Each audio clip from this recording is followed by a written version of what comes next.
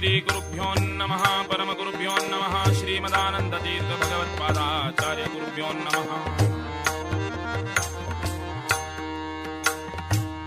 ಶ್ರೀ ವೇದವ್ಯಾಸಾಯ ನಮಃ. ಶ್ರೀ ಭಾರತ್ಯೈ ನಮಃ. ಸರಸ್ವತ್ಯೈ ನಮಃ. ವಾಯವೇ ನಮಃ. ಬ್ರಹ್ಮಣೇ ನಮಃ. ಶ್ರೀಮದ್ಧನುಮದ್ಭೀಮ ಮಧ್ವಾಂತರ್ಗತ ರಾಮಕೃಷ್ಣ ವೇದವ್ಯಾಸಾತ್ಮಕ ಲಕ್ಷ್ಮೀ ಹಯಗ್ರೀವಾಯ ನಮಃ.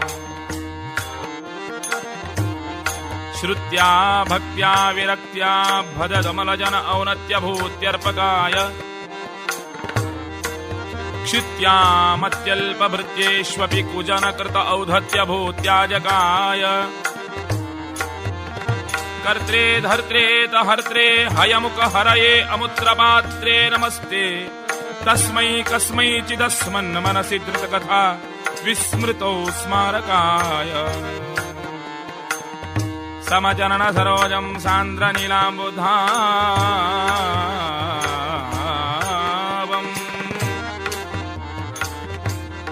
ಸಮಜನನ ಸರೋಜಂ ಸಾಂದ್ರ ನೀಲಾಂಬುಧಾವಂ ಜಗನ ನಿಹಿತ ಪಾಣಿಂ ಮಂಡನಂ ಮಂಡನಾನಾಂ ತರುಣ ತುಳಸಿಮಾಲಾ ಕಂಧರಂ ಕಂಜನೇತ್ರಂ ಸದಯ ಧವಲಹಾಸಂ ವಿಠ್ಠಲಂ ಚಿಂತಯಾಮಿ.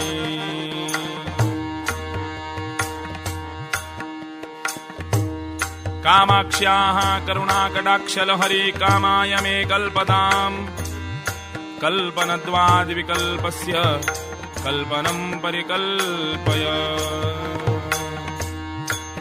ಭವತಿ ಯದನುಭಾವಾತ್ ಏಡಮೂಕೋಪಿ ವಾಗ್ಮಿ ಜಡಮತಿರಪಿ ಜಂತುರ್ಜಾಯತೆ ಪ್ರಾಜ್ಞಮೌಲಿಃ ಸಕಲವಚನಜೇತೋ ದೇವತಾ ಭಾರತೀ ಸಾ ಮಮ ವಚಸಿ ನಿಧತ್ತಾಂ ಸನ್ನಿಧಿಂ ಮಾನಸೇ ಚ. ವ್ಯಾಸಾಯ ಭವನಾಶಾಯ ಶ್ರೀಶಾಯ ಗುಣರಾಶಯೇ ಹೃದ್ಯಾಯ ಶುದ್ಧವಿದ್ಯಾಯ ಮಧ್ವಾಯ ಚ ನಮೋ ನಮಃ.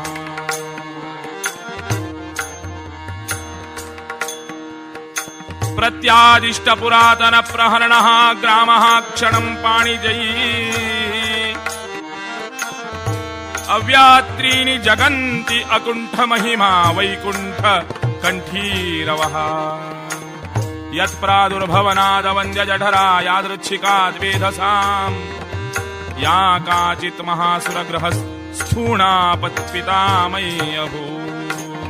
ಗೋಪಾಲಕೃಷ್ಣ ಭಗವಾನ್ ಕೀ ಜೈ.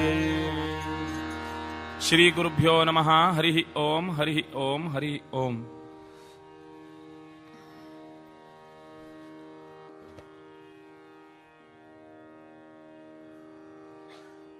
ಶ್ರೀಮದ್ಭಾಗವತಂ ಪುರಾಣಮಮಲಂ ಯದ್ವೈಷ್ಣವಾನಾಂ ಪ್ರಿಯಂ. ಶ್ರೀಮದ್ಭಾಗವತ ಎಂಬುವ ಪುರಾಣ ಆತ್ಮಶ್ರೇಯಸ್ಸನ್ನಪೇಕ್ಷೆ ಮಾಡುವಂತಹ ಸಕಲರಿಗೂ ಕೂಡ ಪರಮಚರಮವಾದಂತಹ ಜ್ಞಾನಾನಂದ, ಸುಖಾನಂದ, ಮೋಕ್ಷಾನಂದವನ್ನು ಕೊಡ್ತಕ್ಕಂಥದ್ದಾಗಿದೆ. ಯಾವ ಜಾತಿ ವರ್ಣ ಮತ ಭೇದ ಎಂಬುವುದಿಲ್ಲ. ಬ್ರಾಹ್ಮಣ ಕ್ಷತ್ರಿಯ ವೈಶ್ಯ ಶೂದ್ರ ಎಂಬುವ ಭೇದವೂ ಇಲ್ಲಿ ಕಾಣುವುದಿಲ್ಲ. ನಿಷ್ಕಾಮವಾಗಿ ಭಗವಂತನನ್ನು ಪ್ರಾರ್ಥಿಸುವಂತಹ ಸಾತ್ವಿಕ ಸಜ್ಜನರಿಗೆಲ್ಲರಿಗೂ ಶ್ರೀಮದ್ ಭಾಗವತ ರಸಾಯನ, ಅಮೃತ ಸಮಾನ, ಪೀಯೂಷ ಸದೃಶ ಅಂತ ಹೇಳಿದೆ. ಈ ಭಾಗವತದ ಗರಿಮೆ ಮಹಿಮೆ ಎಷ್ಟು ಅಂದ್ರೆ, ಒಮ್ಮೆ ಚತುರ್ಮುಖ ಬ್ರಹ್ಮದೇವರೇ ಮೊದಲಾಗಿ ಅನ್ಯ ದೇವತೆಗಳೆಲ್ಲರಿಗೂ ಸಭೆಯಲ್ಲಿ ಸೇರಿದ್ರು ಏಕಪ್ರಕಾರ. ಆಗ ಸಂಸಾರದಲ್ಲಿ ಯಾವುದು ಅಷ್ಟು ದೊಡ್ಡ ಸಾಧನವಿದೆ, ಯಾವುದರಿಂದ ಭಗವತ್ ಕೃಪೆ ಸುಲಭ ಸಾಧ್ಯವಾಗಿ ನಮ್ಮದಾಗಿಸಬಹುದು ಎಂಬುವ ಚಿಂತನೆ ಮಾಡ್ತಾ ಇದ್ರಂತೆ. ಋಕ್ ಯಜುಸ್ಸಾಮಾಥರ್ವಾದಿ ಸಮಸ್ತ ವೇದಗಳು ಬುದ್ಧಿಯನ್ನು ಪ್ರಚುರಗೊಳಿಸುವಂತಹ ಜ್ಞಾನಪಿಪಾಸುಗಳಿಗೆ ಪ್ರಿಯತಮವಾದಂತಹ ಉಪನಿಷತ್ತುಗಳನ್ನೆಲ್ಲ ಏಕಪ್ರಕಾರ ಕ್ರೋಢೀಕರಿಸಿದ್ರು, ಸೇರಿಸಿದ್ರು. ಎಲ್ಲ ಪುರಾಣಗಳನ್ನು ಉಪನಿಷತ್ತುಗಳನ್ನು ಒಂದು ತಕ್ಕಡೆಯಲ್ಲಿಟ್ಟರಂತೆ. ಇನ್ನೊಂದು ತಕ್ಕಡಿಯಲ್ಲಿ ಶ್ರೀಮದ್ ಭಾಗವತ ಬಿಟ್ರು. ಸಹಜವಾಗಿ ಆ ಭಾಗವತ ಯಾವ ತಕ್ಕಡಿಯಲ್ಲಿ ಇಡಲ್ಪಟ್ಟಿತ್ತೋ ಅದು ಕೆಳಗೆ ಹೋಯಿತು. ಗಾತ್ರದಿಂದ ಸಣ್ಣದಾಗಿರಬಹುದು, ಪಾತ್ರದಿಂದಲ್ಲ ಅಂತ.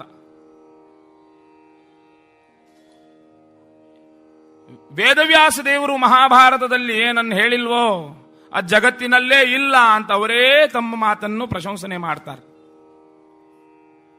ಎನ್ನೇ ಹಾಸ್ತಿ ಯದನ್ಯತ್ರ ತನ್ನೇ ಹಾಸ್ತಿ ನ ತತ್ ಕ್ವಚಿತ್ ಅಂತ. ಆದ್ರೆ ಭಗವದ್ಭಕ್ತಿ ವಿಷಯವನ್ನು ಅಲ್ಲಲ್ಲಿ ವಿಕ್ಷಿಪ್ತವಾಗಿ ಹೇಳಿದ್ದಾರೆ. ಆದರೆ ಪರಮಕಾರುಣಿಕರಾದ ಭಗವಂತ ವೇದವ್ಯಾಸರಾಗಿ ಅವತರಿಸಿ ಅಲ್ಲಲ್ಲಿ ವಿಕ್ಷಿಪ್ತವಾದ ವಚನಗಳನ್ನು ರಚನೆಯನ್ನು ವಚನ ರಚನಮೇಕಂ ಮೇಕಲಂ ಚಾಕಲಯ್ಯ ಎಲ್ಲ ವಚನ ರಚನೆಯನ್ನು ಕ್ರೋಢೀಕರಿಸಿದ ಪರಿಣಾಮವೇ ಈ ಭಾಗವತ ಅನ್ನುವುದರಲ್ಲಿ ನಿರ್ವಿವಾದ. ಅಂತಹ ಭಾಗವತವನ್ನು ಮರಣಾಸನ್ನನಾದವನಿಗೆ ಹೇಳ್ತಾ ಇದ್ದಾರೆ ನೋಡಿ. ಇದರ ಮಹಿಮೆ ಗರಿಮೆ ಇಲ್ಲೇ ಗೊತ್ತಾಗೋದು. ಅನ್ಯ ನಾವು ಮಾಡುವ ಉಪಾಸನೆಗಳಿಗೆ ಮತ್ತು ಭಾಗವತಕ್ಕೆ ಇರುವ ವ್ಯತ್ಯಾಸ ಇಷ್ಟೇ. ನಾವು ದೇವರುಪಾಸನೆ, ವ್ರತ, ಹೋಮ, ಭವಿಷ್ಯೋತ್ತರ ಪುರಾಣ, ಪದ್ಮಪುರಾಣ ಮುಂತಾದ ಪುರಾಣಗಳಲ್ಲಿ ಈ ಭೌತಿಕ ಪ್ರಪಂಚಕ್ಕೆ ಬೇಕಾದ ವಸ್ತುಗಳ ಸಂಗ್ರಹಣೆ ಮಾಡುವುದು ಹೇಗೆ ಎಂಬುವ ವ್ರತಗಳ ವಿಚಾರವನ್ನು ಆಯಾ ಪುರಾಣಗಳಲ್ಲಿ ವಿಶದವಾಗಿ ಸವಿಸ್ತಾರವಾಗಿ ಹೇಳಿದೆ. ಆದರೆ ಭಾಗವತದ ವಿಡಂಬನೆ ನೋಡಿ, ಎಲ್ಲವನ್ನೂ ಬಿಟ್ಟು ಬಂದವನಿಗೆ ಉದ್ಧಾರ ಮಾರ್ಗ ತೋರಿಸ್ತಾ ಇದ್ದಾರೆ. ಅಂದ್ರೆ ಯಾವುದೂ ಬೇಕಾಗಿಲ್ಲ, ಕೇವಲ ಭಗವತ್ ಪ್ರಾಪ್ತಿ ಮಾತ್ರ ಎಂಬುವ ಉದ್ದೇಶ ಮನಸ್ಸಿನಲ್ಲಿಟ್ಟುಕೊಂಡು ಬಂದಂತಹ ರಾಜನಿಗೆ, ಆ ಉತ್ತಮಾಧಿಕಾರಿಗೆ ಭಾಗವತವನ್ನು ತಿಳಿ ಹೇಳಿದ್ರು ಶುಕದೇವರು. ಹಾಗೆ ನಾವು ಭಾಗವತವನ್ನು ಕೇಳಬೇಕು, ಹೇಳಬೇಕು. ಆಗ ಭಾಗವತದ ಶ್ರವಣ ಫಲಿಸೋದು. ಜಾತಿ ವರ್ಣ ಮತ ಭೇದವಿಲ್ಲ ಅಂತ ನಾನು ಮೊದಲಿಗೆ ಹೇಳಿದೆ. ವರ್ಣಾಶ್ರಮವನ್ನು ಎಲ್ಲ ಸವಿಶದವಾಗಿ ವಿವರಿಸಲ್ಪಟ್ಟಿದೆ. ಶುಕದೇವರು ರಾಜನ್ ಪರೀಕ್ಷಿತರಿಗೆ ಹೇಳ್ತಾ ಇದ್ದಾರಂತೆ, ರಾಜ, ನಿಷ್ಕಾಮವಾದ ಪ್ರೀತಿಯೇ ಭಗವಂತನಿಗೆ ಬೇಕಾದದ್ದು, ಅನ್ಯ ಯಾವ ವಸ್ತುವೂ ಅವನಿಗೆ ಬೇಕಾಗಿಲ್ಲ.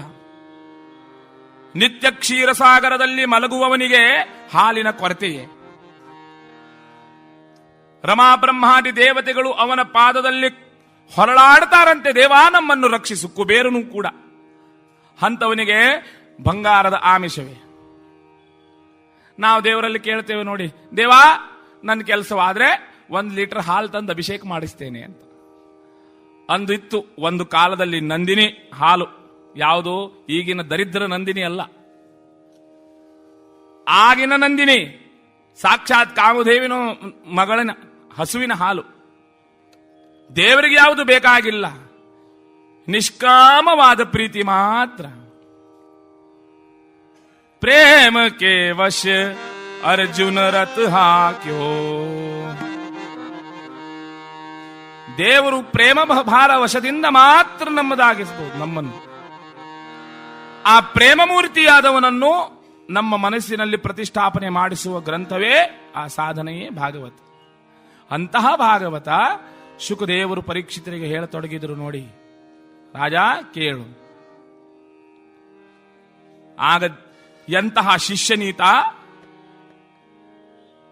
ಪದೇ ಪದೇ ಸ್ಫುರದ್ವಾಣಿ. ಯೋಗೀಂದ್ರ, ಹೇ ಮಹಾನುಭಾವ, ನನ್ನ ಸ್ವರೂಪೋದ್ಧಾರಕ, ಹೇ ಶುಕದೇವ, ನಿನ್ನ ಅಮೃತ ಸಮಾನವಾದ ವಾಣಿಯನ್ನು ಕೇಳಿ ಕೇಳಿ ಮತ್ತಷ್ಟು ಕೇಳಬೇಕನ್ನಿಸ್ತದೆ.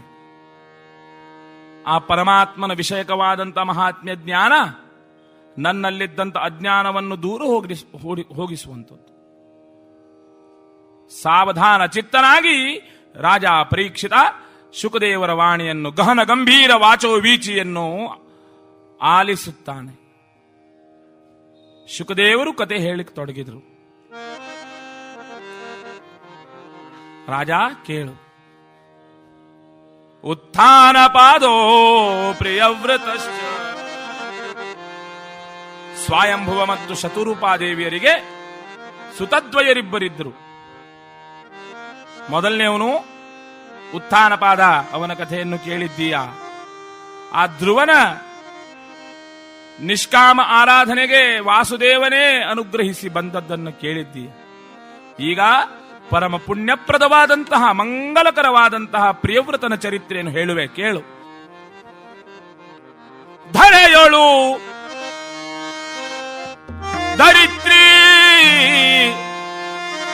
ಧರಿತ್ರಿ ತಲಾತ್ಮಕನಾದ ಪವಿತ್ರ ಪ್ರಿಯವ್ರತನು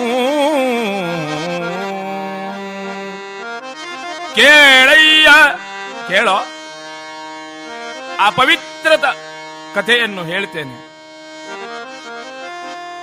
ಹರಿಚಿತ್ತದಲ್ಲಿ ಮತಿಯಿತ್ತ, ಹರಿಚಿತ್ತದಲ್ಲೇ ತನ್ನನ್ನಿಟ್ಟಂತ ಮತಿ ಇಟ್ಟವನು ರತಿತತಿಗಳಿಗೆ ಅನುಪಮಾನನು.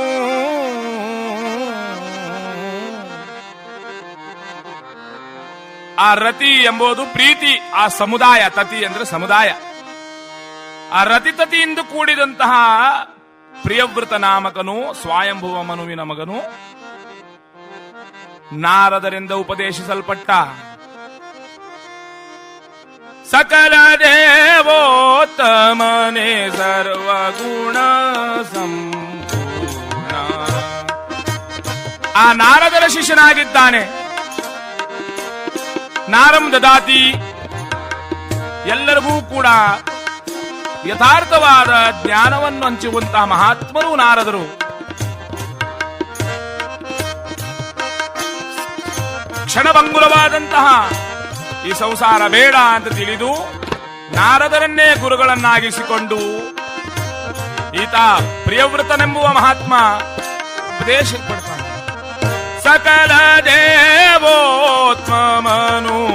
ಸರ್ವಗುಣ ಸಂಪೂರ್ಣ ಅಖಿಲಾಗಮಸ್ತುತನು ಅಪ್ರಾಕೃತನು.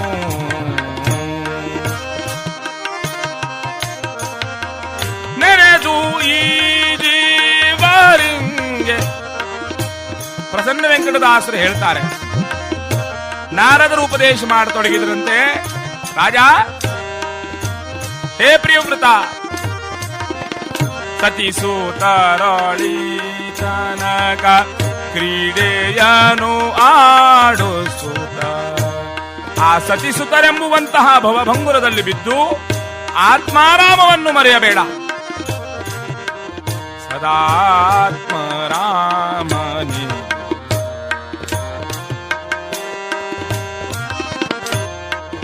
ಉಪದೇಶ ಮಾಡ್ತಾರೆ ಗುರುಗಳು. ಪ್ರಿಯವ್ರತರಿಗೆ ಹಾಗೆ ಅನಿಸ್ತು. ಬೇಡ ಈ ಸಂಸಾರ, ಮದುವೆ ಆಗೋದು ಬೇಡ ಅಂತ ಸನ್ಯಾಸ ಧರ್ಮವನ್ನು ಸ್ವೀಕಾರ ಮಾಡಲಿಕ್ಕೆ ಹೊರಟೇ ಹೋದ. ಆಗ ಅವನಣ್ಣ ಉತ್ಥಾನಪಾದ ಕರೆದನಂತೆ. ಎಲ್ಲೋಗ್ತೀಯೋ ಪ್ರಿಯವ್ರತ, ಇಲ್ಲಿಗೆ ಬಾ, ಸ್ವಲ್ಪ ಮಾತಾಡು. ಏನಣ್ಣ ಅಂತಂತೆ. ಭಾಗವತ ಹೇಳ್ತದೆ, ಆ ಅಣ್ಣ ತಮ್ಮಂದಿರ ನಡುವೆ ದೊಡ್ಡ ಜಗಳ ಆಯಿತು. ಇದರಲ್ಲೇನು ಮಹಾ, ಎಲ್ಲ ಮನೆಯಲ್ಲೂ ಆಗ್ತದೆ. ಉತ್ಥಾನಪಾದ ಮತ್ತವನ್ನೆಲ್ಲ ಆದೋದೇನು ದೊಡ್ಡ ಮಾತ್ರಿ ಅಂದ್ರೆ ಈ ದೊಡ್ಡ ಜಗಳ ಇದು. ಇಂತಹ ಜಗಳ ಎಲ್ಲರ ಮನೆಯಲ್ಲಾಗಲಿ ಅಂತ ದೇವರಲ್ಲಿ ಬೇಡ್ಕೋತೇನೆ. ಏನ್ ಜಗಳ ಗೊತ್ತುಂಟೋ, ತಮ್ಮ ಹೇಳಿದ, ಅಣ್ಣ ನನಗೇನು ಪಾಲು ಬೇಡ, ರಾಜ್ಯವೂ ಬೇಡ, ಭೋಜ್ಯವೂ ಬೇಡ, ಇದೆಲ್ಲ ತ್ಯಾಜ್ಯ, ನಾನು ಹೊರಡ್ತೇನೆ. ಆಗಣ್ಣ ಹೇಳ್ತಾನಂತೆ, ಅದು ಹೇಗೆ ಸಾಧ್ಯನೋ, ನಿನ್ನ ಪಾಲಿಗೆ ಏನ್ ರಾಜ್ಯ ದೊರಕಬೇಕೋ ಅದು ದೊರಕಲೇಬೇಕು. ಇವನ್ ಇಲ್ಲ, ಅವನು ತಗೋ ಅಂತ ಜಗಳ. ಇಂತಹ ಜಗಳ ಎಲ್ಲಾದ್ರೂ ನಡೆದಿದೆಯೋ? ಸುಮ್ಮನೆ ಸುಳ್ಳು ಹೇಳಬೇಡಿ ಭಟ್ರೆ, ಇಲ್ಲದ ಅಲ್ಲದ ವಲ್ಲದ ಸಲ್ಲದ ಕಥೆಗಳನ್ನು ಹೇಳಬೇಡಿ ಅಂತ. ಅದೇ ಭಾಗವತ. ಯಾವುದು ಇಲ್ಲಿ ಇಲ್ವೋ ಅದೇ ದೇವರು. ಅದಕ್ಕೆ ದೇವರನ್ನ ಪ್ರಾಕೃತ ಅಂತ ಕರೆದವರು ಅಲ್ವೇ. ಶತಾಯುರ್ವ ಗತಾಯುರ್ವ, ಶತಾಯುವಾಗಲಿ ಗತಾಯುವಾಗಲಿ ಸ್ವೀಕರಿಸಲೇಬೇಕು. ಸಾಧಯೇತಂ ಪ್ರಯತ್ನತಃ. ಆಗ ಪ್ರಿಯವ್ರತ ಹೇಳುವ ಮಾತು ಕೇಳಿ, ಧನಂ ಹಿ ನಿಧನಂ ಮನ್ಯೆ. ಆಹಾ, ಈ ಧನ ಎಂಬುದೇ ನನಗೆ ನಿಧನ. ಪ್ರಧಾನಂ, ಆದರೆ ಪ್ರಧಾನ ಯಾವುದು? ಜ್ಞಾನಮೇವ ಮೇ. ನನಗೆ ಜ್ಞಾನ ಬೇಕು. ಆ ಸುಖ ಉಣ್ಣಿದ ಮೇಲೆ, ಸವಿ ಒಮ್ಮೆ ತಾಗಿದ ಮೇಲೆ ಈ ಸಾಂಸಾರಿಕ ಸವಿ ಬೇಡ ಅನ್ಸೋದು. ನಾನು ಸಂಸಾರ ಬಿಟ್ಟು ಸನ್ಯಾಸವನ್ನು ಸ್ವೀಕರಿಸ್ತೇನೆ ಎಂದಾಗ ಬ್ರಹ್ಮದೇವರಲ್ಲಿಗೆ ಆಗಮಿಸಿ ಹೇಳಿದ್ರಂತೆ, ಮಗು ಪ್ರಿಯವ್ರತ, ಹಾಗಲ್ಲಪ್ಪ, ಸಂಸಾರದಲ್ಲಿದ್ದು ಅದರಲ್ಲಿ ಮೆದ್ದು ಅದನ್ನು ಗೆದ್ದು ಬಳಿಕ ಭಗವತ್ ಕೃಪೆಗೆ ಪಾತ್ರರಾಗಬೇಕು. ಅನುಕೂಲವಾದ ಪತ್ನಿ, ಆಜ್ಞಾಧಾರಕರಾದ ಪುತ್ರರು, ಪರಿಪಕ್ವವಾದ ಗೃಹಸ್ಥಾಶ್ರಮ ಧರ್ಮ, ಮೋಕ್ಷಕ್ಕ ವಿರುದ್ಧವಾದಂತಹ ಅರ್ಥಕಾಮಗಳನ್ನು ಅನುಭವಿಸಿ ಬಳಿಕ ಪರಮಾರ್ಥ ಸಾಧನೆಗೆ ಮನುಷ್ಯ ಹೆಜ್ಜೆ ಹಾಕಬೇಕು. ನನ್ನ ಆಜ್ಞೆಯಂತೆ ನೀನು ಗೃಹಸ್ಥಾಶ್ರಮವನ್ನು ಸ್ವೀಕರಿಸಲೇಬೇಕು. ಆ ಸಂಸಾರದಲ್ಲಿದ್ದು ತಾದಾತ್ಮ್ಯರಹಿತರಾಗಿ ಬಾಳಬೇಕು. ಸುಂದರವಾಗಿ ಹೇಳ್ತಾರೆ ನೋಡಿ, ನಾವು ಹಾಗಲ್ಲಂತೆ. ಒಮ್ಮೆ ಸಂಸಾರದಲ್ಲಿ ಬಿದ್ದೇ ಬಿಟ್ವಿ. ಅದಕ್ಕೆ ಸಂಸಾರದಲ್ಲಿ ಬಿದ್ದೆ ಅಂತ. ಯಾರಾದರೂ ಸಂಸಾರದಲ್ಲಿ ಎದ್ದೆ ಅಂದದ್ದು ಕೇಳೇ ಇಲ್ಲ ನಾವು. ಇಂಗ್ಲಿಷ್ದಲ್ಲೊಂದು ಟರ್ಮ್ ಇದೆ ನೋಡಿ, ಅದನ್ನು ಬಹಳ ಚೆನ್ನಾಗಿ ಹೇಳ್ತಾರೆ. ವಿಲಿಯಂ ವರ್ಡ್ಸ್ವರ್ತ್ ಒಂದ್ ಹತ್ರ ಹೇಳಿದ್ದಾರೆ ನೋಡಿ, voice men say only fools rush in, but I can't help falling in love with you. I fell in love. ನಾನು ಪ್ರೀತಿಯಲ್ಲಿ ಬಿದ್ದೆ. ಹಾಗೆ ಒಬ್ಬ ಕೇಳಿದ್ದಂತೆ, ಏನೋ ಮಿತ್ರ, ನೀನ್ ಪ್ರೀತಿಯಲ್ಲಿ ಯಾಕೆ ಬಿದ್ದೆಯೋ, ನೀನ್ ಪ್ರೀತಿಯಲ್ಲಿ ಯಾಕೆ ಹೇಳಲಿಲ್ಲ ಅಂತ. ನಾನು ಪ್ರೀತಿಯಲ್ಲಿ ಎದ್ದೆ ಅಂತ ಯಾರಾದ್ರೂ ಹೇಳಿದ್ದಿದೆಯಾ? We all fall in love but we rise in bhakti ಅಂತ ಹೇಳಿದ್ದಾರೆ. ನಾವೆಲ್ಲರೂ ಪ್ರೀತಿಯಲ್ಲಿ ಬೀಳ್ತೇವೆ. ಯಾಕೆ? ನಾವು ಮನುಷ್ಯರಿಗೆ ಮಾಡಿದ್ರೆ ಅದು ಕಾಮ, ಅದು ದೇವರಿಗೆ ಮಾಡಿದ್ರೆ ಅದು ಪ್ರೇಮ ಅಂತ ಕರೆದಿದ್ದಾರೆ. ಅಂತಹ ಪ್ರೇಮ ಸ್ವಾಭಾವಿಕರಲ್ಲಿ ಕಾಣೋದು. ಶ್ರೀಮದಾನಂದ ತೀರ್ಥರು ಕುರುಭೂತದಯಾಮ್ ನಿತ್ಯಂ ಅಂತ ಹೇಳಿದ್ದಾರೆ. ಎಲ್ಲರಲ್ಲೂ ದಯೆ ಮಾಡಿ. ದಯೆ ಅಂದ್ರೆ ಅನುಕಂಪ ಅಲ್ಲ, ಅವರವರ ಕರ್ಮಕ್ಕೆ ಅವರವರ ಸ್ವರೂಪಕ್ಕನುಗುಣವಾಗಿ ಅವರಲ್ಲಿ ಪ್ರೀತಿ ಮಾಡಿ. ಸರ್ವೋಚ್ಚವಾದ ಪ್ರೀತಿ ಪರಮಾತ್ಮನಲ್ಲಿ ಮಾತ್ರ ಮಾಡೋ, ಅದಕ್ಕೆ ರತಿ ಅಂತ ಕರೆದಿದೆ ಭಾಗವತ. ಅಂತಹ ರತಿ ಒಳ್ಳೆಯ ಮನೆ ಕಟ್ಟಿ ಅದರೊಳು ಮಡದಿಯ ವೈದಿಟ್ಟಿ. ದಾಸರು ಎಚ್ಚರಿಸ್ತಾರೆ, ಒಳ್ಳೆಯ ಮನೆ ಕಟ್ಟಿ ಅದರೊಳು ಮಡದಿಯ ವೈದಿಟ್ಟಿ. ಅದರೊಳಗಿನ ಒಂದು ಕೂಸುವು ಹುಟ್ಟಿ ಅದರ ಮೇಲೆ ನೀ ಜೀವವ ಇಟ್ಟಿ. ಯಾತರ ಕಟಪಾಟಿ ಒಂದು ದಿನ ಹೋಗುತ್ತಿದೆ ಲಟಪಾಟಿ. ನಾವು ದಾರಾಗಾರಾದಿಗಳಲ್ಲಿ ಪುತ್ರ ಮಿತ್ರ ಕಲತ್ರ ಬಂದ ಬಾಂಧವರಲ್ಲಿ ರತಿಯುಳ್ಳವರು. ಅದು ಆಗಬಾರದು. ಧರ್ಮಾವಿರುದ್ಧೋ ಕಾಮೋಸ್ಮಿ ಅಂತ ಧರ್ಮ ಮತ್ತು ಮೋಕ್ಷವನ್ನೇ ಪ್ರಧಾನವಾಗಿಟ್ಟುಕೊಂಡು ಅರ್ಥಕಾಮವನ್ನು ಅವಿರುದ್ಧವಾಗಿ ಅನುಭವಿಸಬೇಕು, ತಾದಾತ್ಮ್ಯರಹಿತವಾಗಿರಬೇಕು. ಇದೇ ಗೃಹಸ್ಥಾಶ್ರಮ, ಭಾರತೀಯರ ಪದ್ಧತಿ. ಬ್ರಹ್ಮದೇವರ ಆಜ್ಞಾನುಸಾರ ಪ್ರಿಯವ್ರತ ವಿಶ್ವರೂಪನ ಮಗಳಾದಂಥವಳು ಬರ್ಹಿಷ್ಮತಿ ಎಂಬಾಕೆಯ ಜೊತೆಗೆ ಪರಿಣಯ ಹೊಂದಿದ, ವಿವಾಹ ಮಾಡಿದ್ನಂತೆ. ಎಂತಹ ಗೃಹಸ್ಥಾಶ್ರಮ ಇದು! ಮನೆಗೆ ಬಂದವರಿಗೆ ಆತಿಥ್ಯವನ್ನು ಮಾಡೋದು, ಅತಿಥಿ ಸತ್ಕಾರವನ್ನೇ ಪ್ರಧಾನವಾಗಿ ಮಾಡಿಕೊಂಡು ಗೃಹಸ್ಥಾಶ್ರಮವನ್ನು ನಡೆಸುವವರು. ಗುರು ಹಿರಿಯರು, ತತ್ವವೇತ್ತರು, ಜ್ಞಾನಿಗಳು, ಸಂತರು, ಮಹಂತರು, ಧೀಮಂತರು ಭಾಗವತೋತ್ತಮರನ್ನೆಲ್ಲ ಮನೆಯಲ್ಲಿ ಕರೆತಂದು ಅವರ ಸೇವೆ ಉಪಚಾರ ಮಾಡ್ತಾ ಇದ್ರು. ರಾಜನ ಕರ್ತವ್ಯವನ್ನೆಲ್ಲ ಮಾಡಿ ಪ್ರಿಯವ್ರತ ಅಗ್ನಿಧ್ರನೆಂಬುವಂತ ಮಹಾತ್ಮನನ್ನು ಪಡೆದ ಪುತ್ರ. ಶುಕದೇವರು ಪರೀಕ್ಷಿತರಿಗೆ ಹೇಳ್ತಾರೆ, ಅಗ್ನಿಧ್ರ ಎಂಬುವ ಪುತ್ರ ವಿವಾಹಕ್ಕೆ ಯೋಗ್ಯನಾದಾಗ ಸಕಲ ವಿದ್ಯಾ ಪಾರಂಗತನಾದಂತಹ ತನ್ನ ಮಗನಿಗೆ ತನ್ನ ರಾಜ್ಯವನ್ನೊಪ್ಪಿಸಿ ತಾದಾತ್ಮ್ಯವನ್ನು ಕಳಚಿ ಪರಮಾರ್ಥ ಸಾಧನೆಗೋಸ್ಕರ ಸನ್ಯಾಸಾಶ್ರಮ ಸ್ವೀಕರಿಸ್ತಾ ಅರಣ್ಯಗಳಿಗೆ ಪ್ರವೇಶ ಮಾಡಿದ್ನಂತೆ. ಈ ಪರಮ ಪುಣ್ಯತಮವಾದಂಥ ಕಥೆ ಇದು. ಭವಬಂಧವನ್ನು ನಾಶ ಮಾಡತಕ್ಕಂಥದ್ದಾಗಿದೆ. ಆ ಅಗ್ನಿಧ್ರನು ಮೇರುದೇವಿಯಿಂದ ನಾಭಿರಾಜ ಎಂಬುವನನ್ನು ಪಡೆದಿದ್ದಾನೆ. ನಾಭಿರಾಜನ ಮೇರುದೇವಿಯರಿಗೆ ಪರಮಾತ್ಮನೇ ಅವತರಿಸಿದ ಅವರ ಉದರದಲ್ಲಿ ಎಂಬುವ ಕಥೆ. ನಾಭಿರಾಜ ಮತ್ತು ಮೇರುದೇವಿಯರು ಬಹುಕಾಲದ ತನಕ ತಮ್ಮ ಪಿತೃಪರಂಪರಾ ಪ್ರಾಪ್ತರಾದಂತಹ ವಾಸುದೇವನ ಪೂಜೆ ಮಾಡ್ತಾ ನಿಷ್ಠೂರ ವ್ರತಾದಿಗಳನ್ನಾಚರಿಸಿ ತಪಶ್ಚರ್ಯಾಯುಕ್ತರಾಗಿ ಸಪರ್ಯಾಪರ್ಯಾಯ ಪರ್ಯೋಪಿ ನಿತ್ಯೋ ಪರ್ಯಾವಸಾನಂ ಅಂತ ಭಾಗವತ ಹೇಳ್ತದೆ. ಸಪರ್ಯ ಅಂದ್ರೆ ಪೂಜೆ, ಸೇವೆ ಮಾಡ್ತಾ ಮಾಡ್ತಾ ಮಾಡ್ತಾ ಆ ನಾಭಿ ಮತ್ತು ಮೇರುದೇವಿಯರಲ್ಲಿ ಪರಮಾತ್ಮನೇ ದರ್ಶನ ಕೊಡ್ತಾ ಉಚ್ಚಸ್ವರದಿಂದ ಹೇಳಿದ್ನಂತೆ,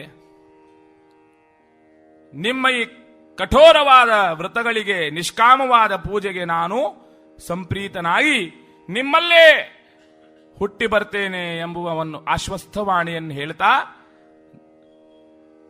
ಅದೃಶ್ಯನಾಗಿ ಅವಳ ಗರ್ಭದಲ್ಲಿ ಸೇರಿದ್ದಾನೆ. ಪರಮಾತ್ಮನೇ ಸೇರಿದ್ದಾನಂತೆ. ಪ್ರಾಪ್ತ ಕಾಲದಲ್ಲಿ ಹುಟ್ಟಿ ಬಂದ. ಅವನಿಗೆ ಹೆಸರಿಸಿದ್ರು ಋಷಭದೇವ ಅಂತ ಹೆಸರು ಇಟ್ಟಿದ್ದಾರಂತೆ.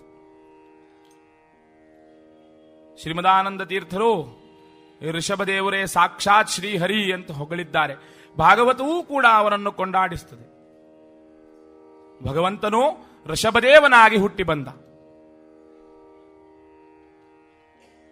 ನಿಜವಾದ ಸನ್ಯಾಸವನ್ನು ಹೇಗೆ ಆಚರಿಸಬೇಕು ಎಂಬುವುದು ಆದರ್ಶ ದರ್ಶಿಸಲಿಕ್ಕೆ ದೇವರು ಅವತರಿಸಿದ್ರು. ಋಷಭರಾಗಿ ಹುಟ್ಟಿ ಬಂದಿದ್ದಾರಂತೆ. ನಮೋ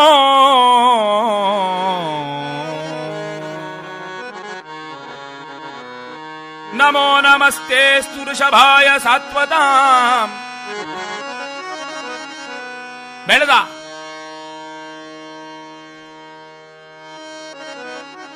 ಪರಮಾತ್ಮನೇ ರಾಜನಾಗಿ ಋಷಭದೇವನಾಗಿ ಸಕಲ ಭೋಗಗಳನ್ನು ತಾದಾತ್ಮ್ಯರಹಿತವಾಗಿ ಅನುಭವಿಸಿ ಭರತನೆಂಬುವ ಪುತ್ರನನ್ನು ಪಡೆದವನು ಮಹಾತ್ಮ ಭರತ. ಭರತನಿಗೆ ಮದುವೆ ಮಾಡಿಸಿ ಭಗವಂತ ಸನ್ಯಾಸವನ್ನು ಸ್ವೀಕರಿಸಿ ಹೊರಟು ಹೋದ. ಇಲ್ಲಿ ಗೊಂದಲ ಆಯಿತು ನೋಡಿ. ಸನ್ಯಾಸಿಗಳಿಗೆ ಶಾಟಿ ಇದ್ರೇನು, ವಸ್ತ್ರ ಇದ್ರೇನು, ವಸ್ತ್ರ ಇಲ್ಲದೆ ಇದ್ರೇನು, ಹೊರಟೇ ಹೋದ್ನಂತೆ. ವಿವಸ್ತ್ರನಾಗಿ ನಗ್ನನಾಗಿ ಕೇಶರಾಶಿಯನ್ನಿಟ್ಟುಕೊಂಡು ಹೆಜ್ಜೆ ಹೆಜ್ಜೆಗೂ ಅಶ್ವಮೇಧ ಯಜ್ಞಾನಿಗಳ ಪುಣ್ಯದಂತೆ ನಡೆಯುತ್ತಾ ಹೋಗೋದನ್ನು ಕಂಡ ರಾಜ ಅರಿಹಂತ ಅದನ್ನು ವಿಪರೀತವಾಗಿ ತಿಳಿದ. ದೇವರ ಲೀಲೆ ಎಲ್ಲರಿಗೆ ಏಕಪ್ರಕಾರ ತಿಳಿಯೋದಿಲ್ಲ, ಅದು ವಿಪರೀತವಾಗಿ ತಿಳಿದು ಬಿಟ್ಟ. ಅವನು ತಿಳಿದದ್ದೇನೆಂದ್ರೆ, ನೋಡಿ, ಋಷಭದಿಂದ ನಮ್ಗೆ ತಿಳಿಬೇಕು. ವೇದಗಳು ಇಲ್ಲ, ಪುರಾಣಗಳು ಇಲ್ಲ, ದೇವರು ಇಲ್ಲ, ಧರ್ಮ ಇಲ್ಲ, ಪರಲೋಕ ಇಲ್ಲ, ಪುಣ್ಯ ಇಲ್ಲ, ಪಾಪ ಇಲ್ಲ, ತ್ಯಾಗ ಒಂದೇ, ಸದಾಚಾರ ಒಂದೇ ಮೋಕ್ಷಕ್ಕೆ ಕಾರಣ ಎಂದು ತಿಳಿದು ವಿಪರೀತವಾಗಿ ವಿರುದ್ಧವಾಗಿ ಅವನು ಹಿಂಬಾಲಿಸಿ ಹೋದ್ನಂತೆ. ದೇವರ ಅವತಾರ ತಾಳೋದು ಕೇವಲ ಜ್ಞಾನಿಗಳಿಗೆ ಸುಜ್ಞಾನ ಉಂಟು ಮಾಡ್ಲಿಕ್ಕಲ್ಲ, ಅಯೋಗ್ಯರಾದವರಿಗೆ ಅಜ್ಞಾನ ಉಂಟು ಮಾಡ್ಲಿಕ್ಕೂ ಆಗಾಗ ಅವತರಿಸ್ತಾನಂತೆ. ದಿತಿಸೂತ ಮೋಹಕ ವಿಮಲ ವಿಬೋಧನ ಪರಗುಣ ಬುದ್ಧ ಹೇ ಭವ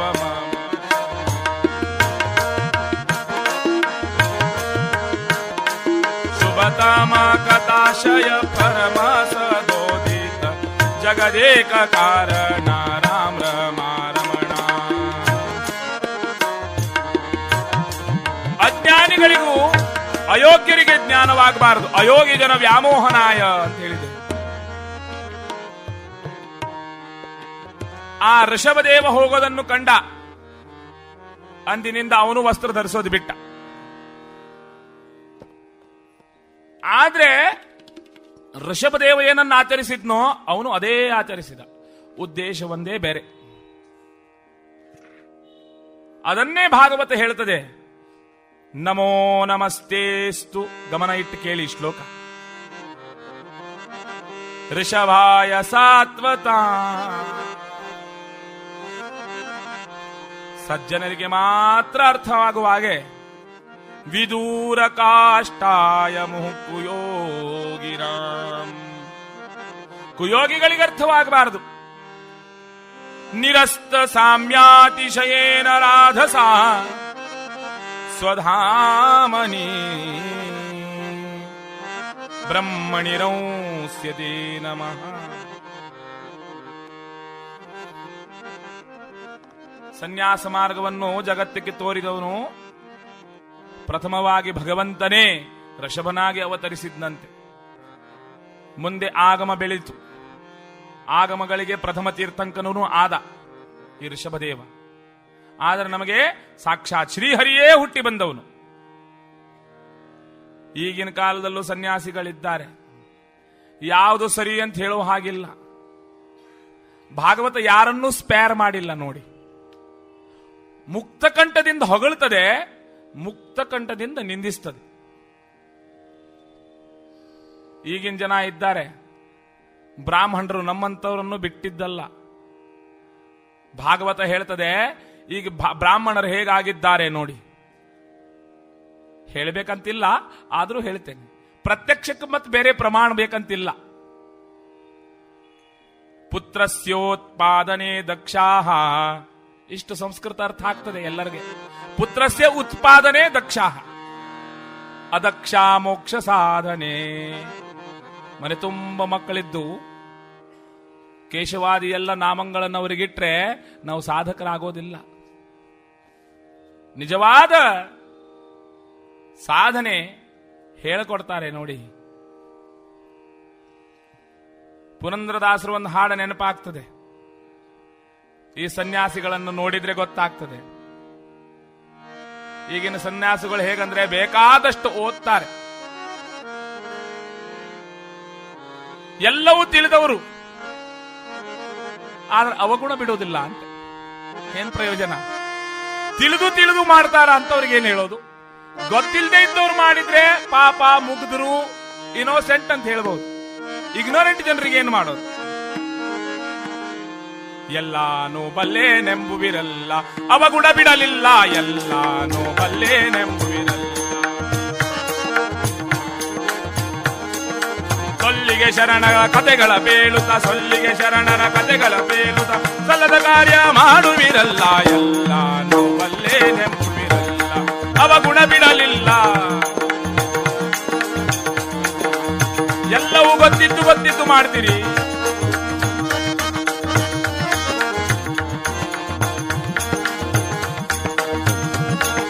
ಕಾವಿಯ ನುಟ್ಟು ತಿರುಗುವಿರಲ್ಲ, ಕಾಮವ ಬಿಡಲಿಲ್ಲ. ಕಾವಿಯ ನುಟ್ಟು ತಿರುಗುವಿರಲ್ಲ, ಕಾಮವ ಬಿಡಲಿಲ್ಲ. ನೇಮ ನಿಷ್ಠೆಗಳ ಮಾಡುವಿರಲ್ಲ. ಎಲ್ಲ ನೇಮ ನಿಷ್ಠಾದಿಗಳನ್ನು ಮಾಡ್ತೀರಿ, ತಾಮಸ ಬಿಡಲಿಲ್ಲ. ನೇಮ ನಿಷ್ಠೆಗಳ ಮಾಡುವಿರಲ್ಲ, ತಾಮಸ ಬಿಡಲಿಲ್ಲ.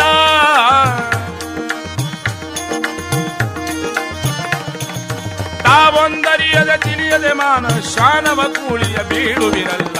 ಎಲ್ಲಾನು ಮಲ್ಲೇ ನೆಂಬುವಿರಲ್ಲ, ಅವಗುಣ ಬಿಡಲಿಲ್ಲ.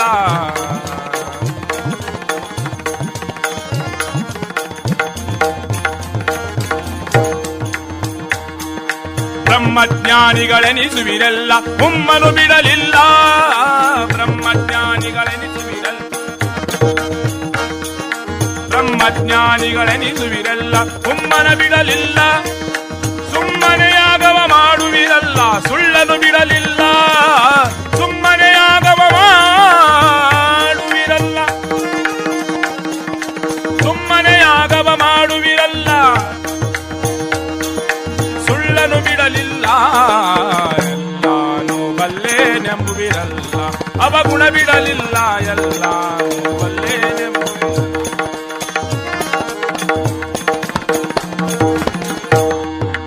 ಇಂತಹ ಸನ್ಯಾಸದಿಂದಾದ್ರೂ ಏನು ದೊರಕುವುದು? ಸನ್ಯಾಸ ಅಂದ್ರೆ ಸಂನ್ಯಾಸ. ಈ ಸಂ ಎಂಬ ಉಪಸರ್ಗ ಇದೆ ನೋಡಿ. ಸಂಸ್ಕೃತ ಸಾಹಿತ್ಯವನ್ನು ಸ್ವಲ್ಪ ಹೇಳ್ತೇನೆ ನಿಮಗೆ. ಈ ಸಂ ಎಂಬುವ ಉಪಸರ್ಗ ಬೇರೆ ಬೇರೆ ಬೇರೆ ಅರ್ಥಗಳನ್ನು ಹೇಳಿಕೊಡ್ತದೆ. ಉಪಸರ್ಗಗಳ ಕೆಲಸವೇ ಇದು. ನ್ಯಾಸ ಅಂದ್ರೇನು? ಇಡೋದು. ಸಮ್ ಅಂದ್ರೆ ಚೆನ್ನಾಗಿ, ಸಾಮಾನ್ಯ ಅರ್ಥ ಮಾಡೋದಿದ್ರೆ ಚೆನ್ನಾಗಿ ಬ್ಯಾಂಕ್ ಬ್ಯಾಲೆನ್ಸ್ ಮಾಡಿ ಇಡೋದು ಸನ್ಯಾಸವೇ. ಶಿಲಾನ್ಯಾಸ ಅಂದ್ರೇನು? ಚೆನ್ನಾಗಿ ಇಡೋದು ಅಂತ ಅರ್ಥ. ಸನ್ಯಾಸ ಅಂದ್ರೆ ಇಲ್ಲಿ ಸಮ್ ಎಂಬ ಉಪಸರ್ಗ ನೆಗೇಶನ್ದಲ್ಲಿ ಎಲ್ಲವನ್ನು ಬಿಡೋದು ಅಂತ ಅರ್ಥ. ಉಪಸರ್ಗೇಣ ದಾತ್ವರ್ಥ ಬಲಾದನ್ಯತ್ರ ನೀಯತೆ ಅಂತ ವ್ಯಾಕರಣ ವಾರ್ತಿಕರು, ಕಾತ್ಯಾಯನ ವಾರ್ತಿಕರು ಹೇಳ್ತಾರೆ. ಉಪಸರ್ಗ ಧಾತುಗಳಿಗೆ ಸೇರಿದಾಗ ಬೇರೆ ಅರ್ಥ ಮಾಡ್ತದಂತೆ. ಉದಾಹರಣೆಗೆ ಪ್ರಹಾರ. ಪ್ರ ಎಂಬ ಉಪಸರ್ಗ ಆದ್ರೆ ಪ್ರಹಾರ, ಬಡಿ ಅವನಿಗೆ ಹಿಡಿದು ಅಂತ. ಅದಕ್ಕೆ ಆ ಉಪಸರ್ಗ ಹಚ್ಚಿದ್ರೆ ಆಹಾರ ಆಗ್ತದೆ, ಅರ್ಥವೇ ಬೇರೆ ಆಯ್ತು. ವಿ ಎಂಬ ಉಪಸರ್ಗ ಹಚ್ಚಿಬಿಟ್ರೆ ವಿಹಾರ ಅಂತ ಆಯ್ತು. ಸಮ್ ಎಂಬ ಉಪಸರ್ಗ ಹಚ್ಚಿದ್ರೆ ಸಾಯಿಸ್ಬಿಡು, ಸಂಹಾರ ಅಂತ.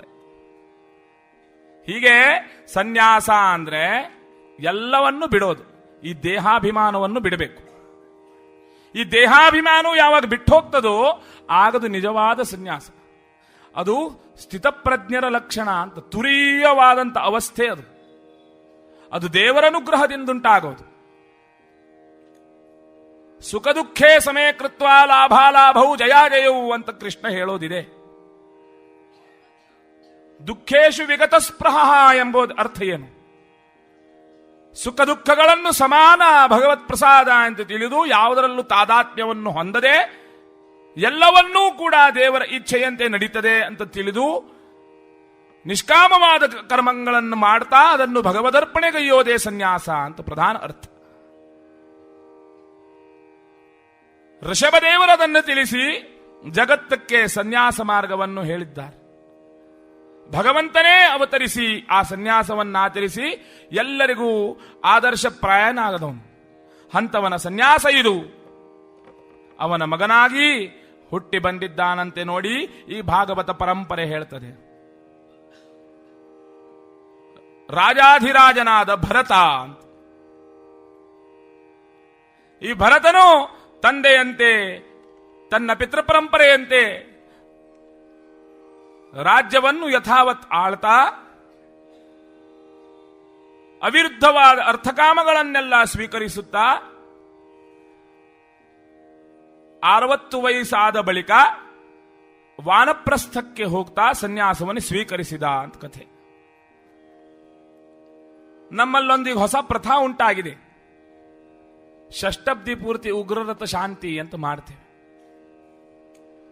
ಯಾವುದಾದ್ರೂ ಪುರೋಹಿತರಿಗೆ ಕೇಳಿ ಅವರು ಹೇಳ್ತಾರೆ, ಈ ಷಷ್ಠಬ್ದಿ ಪೂರ್ತಿ ಉಗ್ರರಥ ಶಾಂತಿಯಲ್ಲಿ ನಾವು ಯಥೇಷ್ಟವಾಗಿ ಎಲ್ಲ ದಾನ ಕೊಡ್ತೇವೆ ನೋಡಿ. ಅದರಲ್ಲೊಂದು ಸಂಪ್ರದಾಯ ಇದೆ, ಬೋಧಾಯಿನಿ ಶಾಖೆಯಲ್ಲಿ ಅದನ್ನು ಉಲ್ಲೇಖ ಮಾಡಿದ್ದಾರೆ. ಆಗ ಯಾರು ಯಜಮಾನನಿದ್ದಾನೋ ಆ ಯಜ್ಞಮಾನವನು ಆ ಉಗ್ರರಥ ಶಾಂತಿಯನ್ನು ಆಚರಿಸುವವನು, ಷಷ್ಠಬ್ದಿ ಪೂರ್ತಿ ಆಚರಣೆ ಮಾಡುವವನು, ಅವನಿಗೆ ಒಂದು ತುಲಾಭಾರ ಮಾಡ್ತಾರಂತೆ ಎಲ್ಲ ವೈದಿಕರು ಸೇರಿ. ಅದರಲ್ಲೇನ್ ಮಾಡ್ತಾರಂದ್ರೆ ಒಂದು ತೋಲೆಯಲ್ಲಿ ಎಲ್ಲ ಅವನು ಏನೇನು ಸಂಪಾದನೆ ಮಾಡಿದ್ದಾನೋ ಅದನ್ನೆಲ್ಲ ಇಡ್ತಾರಂತೆ. ಆಗ ಪ್ರಶ್ನೆ ಕೇಳಿಬಿಟ್ರು ಒಬ್ರು, ಬಟ್ರೆ ಅದು ಯಾರಿಗೆ ಹೋಗ್ತದೆ ಅಂತ ಕೇಳಿ ಮುಂದೆ ಎಲ್ಲ ಇಟ್ಟು ಇನ್ನೊಂದು ತಕ್ಕಡಿಯಲ್ಲಿ ತುಲೆಯಲ್ಲಿ ಆ ಯಜಮಾನನನ್ನು ಇಡಿಸ್ತಾರೆ, ಕುಡಿಸ್ತಾರೆ. ಸ್ವಾಭಾವಿಕ ಏನಾಗ್ತದಂದ್ರೆ ನಾವು ಏನೇನೇನೇನು ಸಂಪಾದನೆ ಮಾಡಿದ್ದೇವೋ ಅದು ಕೆಳಗೆ ಹೋಗ್ತದೆ. ಆ ಇನ್ನೊಂದು ತಕ್ಕಡಿಯಲ್ಲಿದ್ದಂಥ ಯಜಮಾನ ಮೇಲಕ್ಕೆ ಬರ್ತಾನೆ. ಅದು ಸಂಕೇತ ಅಂತೆ. ಏನು, ಇಷ್ಟೆಲ್ಲ ನೀನು ದುಡಿದಿದ್ದೀಯಲ್ಲ, ಅದ್ರದ್ದೇನು ಬೆಲೆ ಇಲ್ಲ, ಅದೆಲ್ಲ ನಿನ್ನ ಕೆಳಗೆ, ನೀನು ಅದಕ್ಕಿಂತ ಮೇಲಿದ್ದೀಯಾ ಅಂತ ತೋರಿಸ್ತದಂತೆ. ಆಗ ಯಜಮಾನ ವಿಚಾರ ಮಾಡ್ತಾನಂತೆ, ಇನ್ನಿದು ಬೇಡ, ಸಾಕಾಯ್ತು, ಇದು ಬೇಡ ನನಗೆ ಅಂತ ಮನೆ ಬಿಟ್ಟು ಆಚೆಗೆ ಹೋಗ್ತಾನಂತೆ. ಈಗ ಹೋಗ್ಬೇಕಾಗಿಲ್ಲ, ಮಕ್ಕಳೇ ತಳ್ತಾರೆ, ಹೋಗಪ್ಪ ವಾನಪ್ರಸ್ಥಕ್ಕೆ, ವೃದ್ಧಾಶ್ರಮಕ್ಕೆ ಹೋಗುವ. ಆದ್ರೆ ನಿಜವಾಗಿ ನಾವೇ ಹೋಗ್ಬೇಕು, ಅವ್ರು ಕಳಿಸೋಕ್ಕಿಂತ ಮುಂಚೆ ನಾವು ಹೋಗ್ಬೇಕು, ಅದಕ್ಕೆ ಹೇಳೋದು. ಈ ಭರತನೂ ಹಾಗೇ ಹೋದ, ಮನೆ ಬಿಟ್ಟು ತನ್ನ ರಾಜ್ಯವನ್ನು ತನ್ನ ಮಗನಿಗೆ ಒಪ್ಪಿಸಿ ತಾನು ಹೊರಟೇ ಹೋದನಂತೆ. ಅಲ್ಲಿ ಗಂಡಕ್ಯ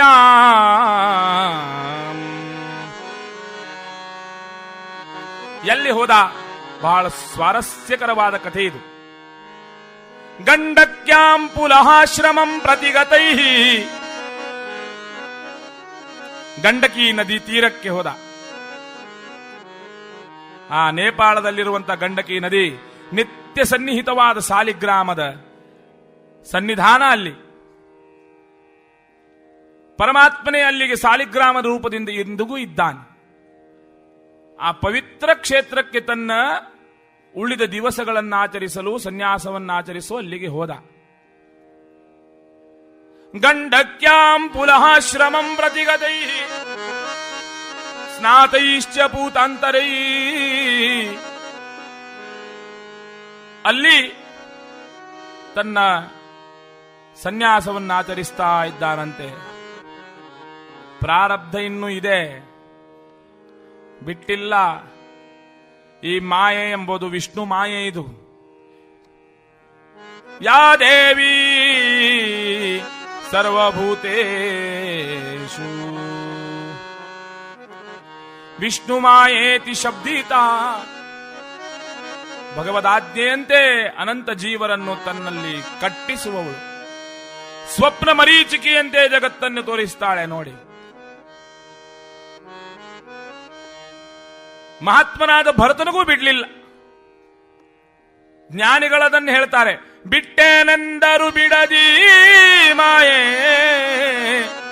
ನಾನು ಮಾಯೆ ಬಿಟ್ಟಿದ್ದೇನೆ ಅಂತ ನೀವು ಹೇಳಬಹುದು, ಅದರ ಮಾಯೆ ನಿಮ್ಮನ್ನು ಬಿಡಬೇಕಲ್ಲ.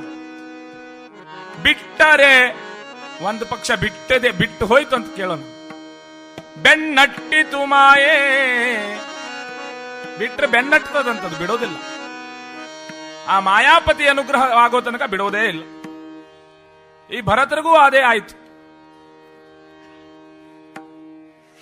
ಕೆಲವೊಮ್ಮೆ ಸನ್ಯಾಸ ಎಲ್ಲರೂ ಸ್ವೀಕರಿಸ್ತಾರೆ, ಅಡ್ಡದಾರಿಯಲ್ಲಿ ಬಿಟ್ಟು ಬಿಡ್ತಾರೆ. ವೈರಾಗ್ಯ ಬೇಕು ನೋಡಿ. ನಮಗೂ ಕೆಲವೊಮ್ಮೆ ವೈರಾಗ್ಯ ಬರೋದುಂಟು. ಯಾವಾಗ? ಗರ್ಭೇ, ಅದನ್ನೇ ಹೇಳ್ತಾರೆ ಭಾಗವತದಲ್ಲಿ.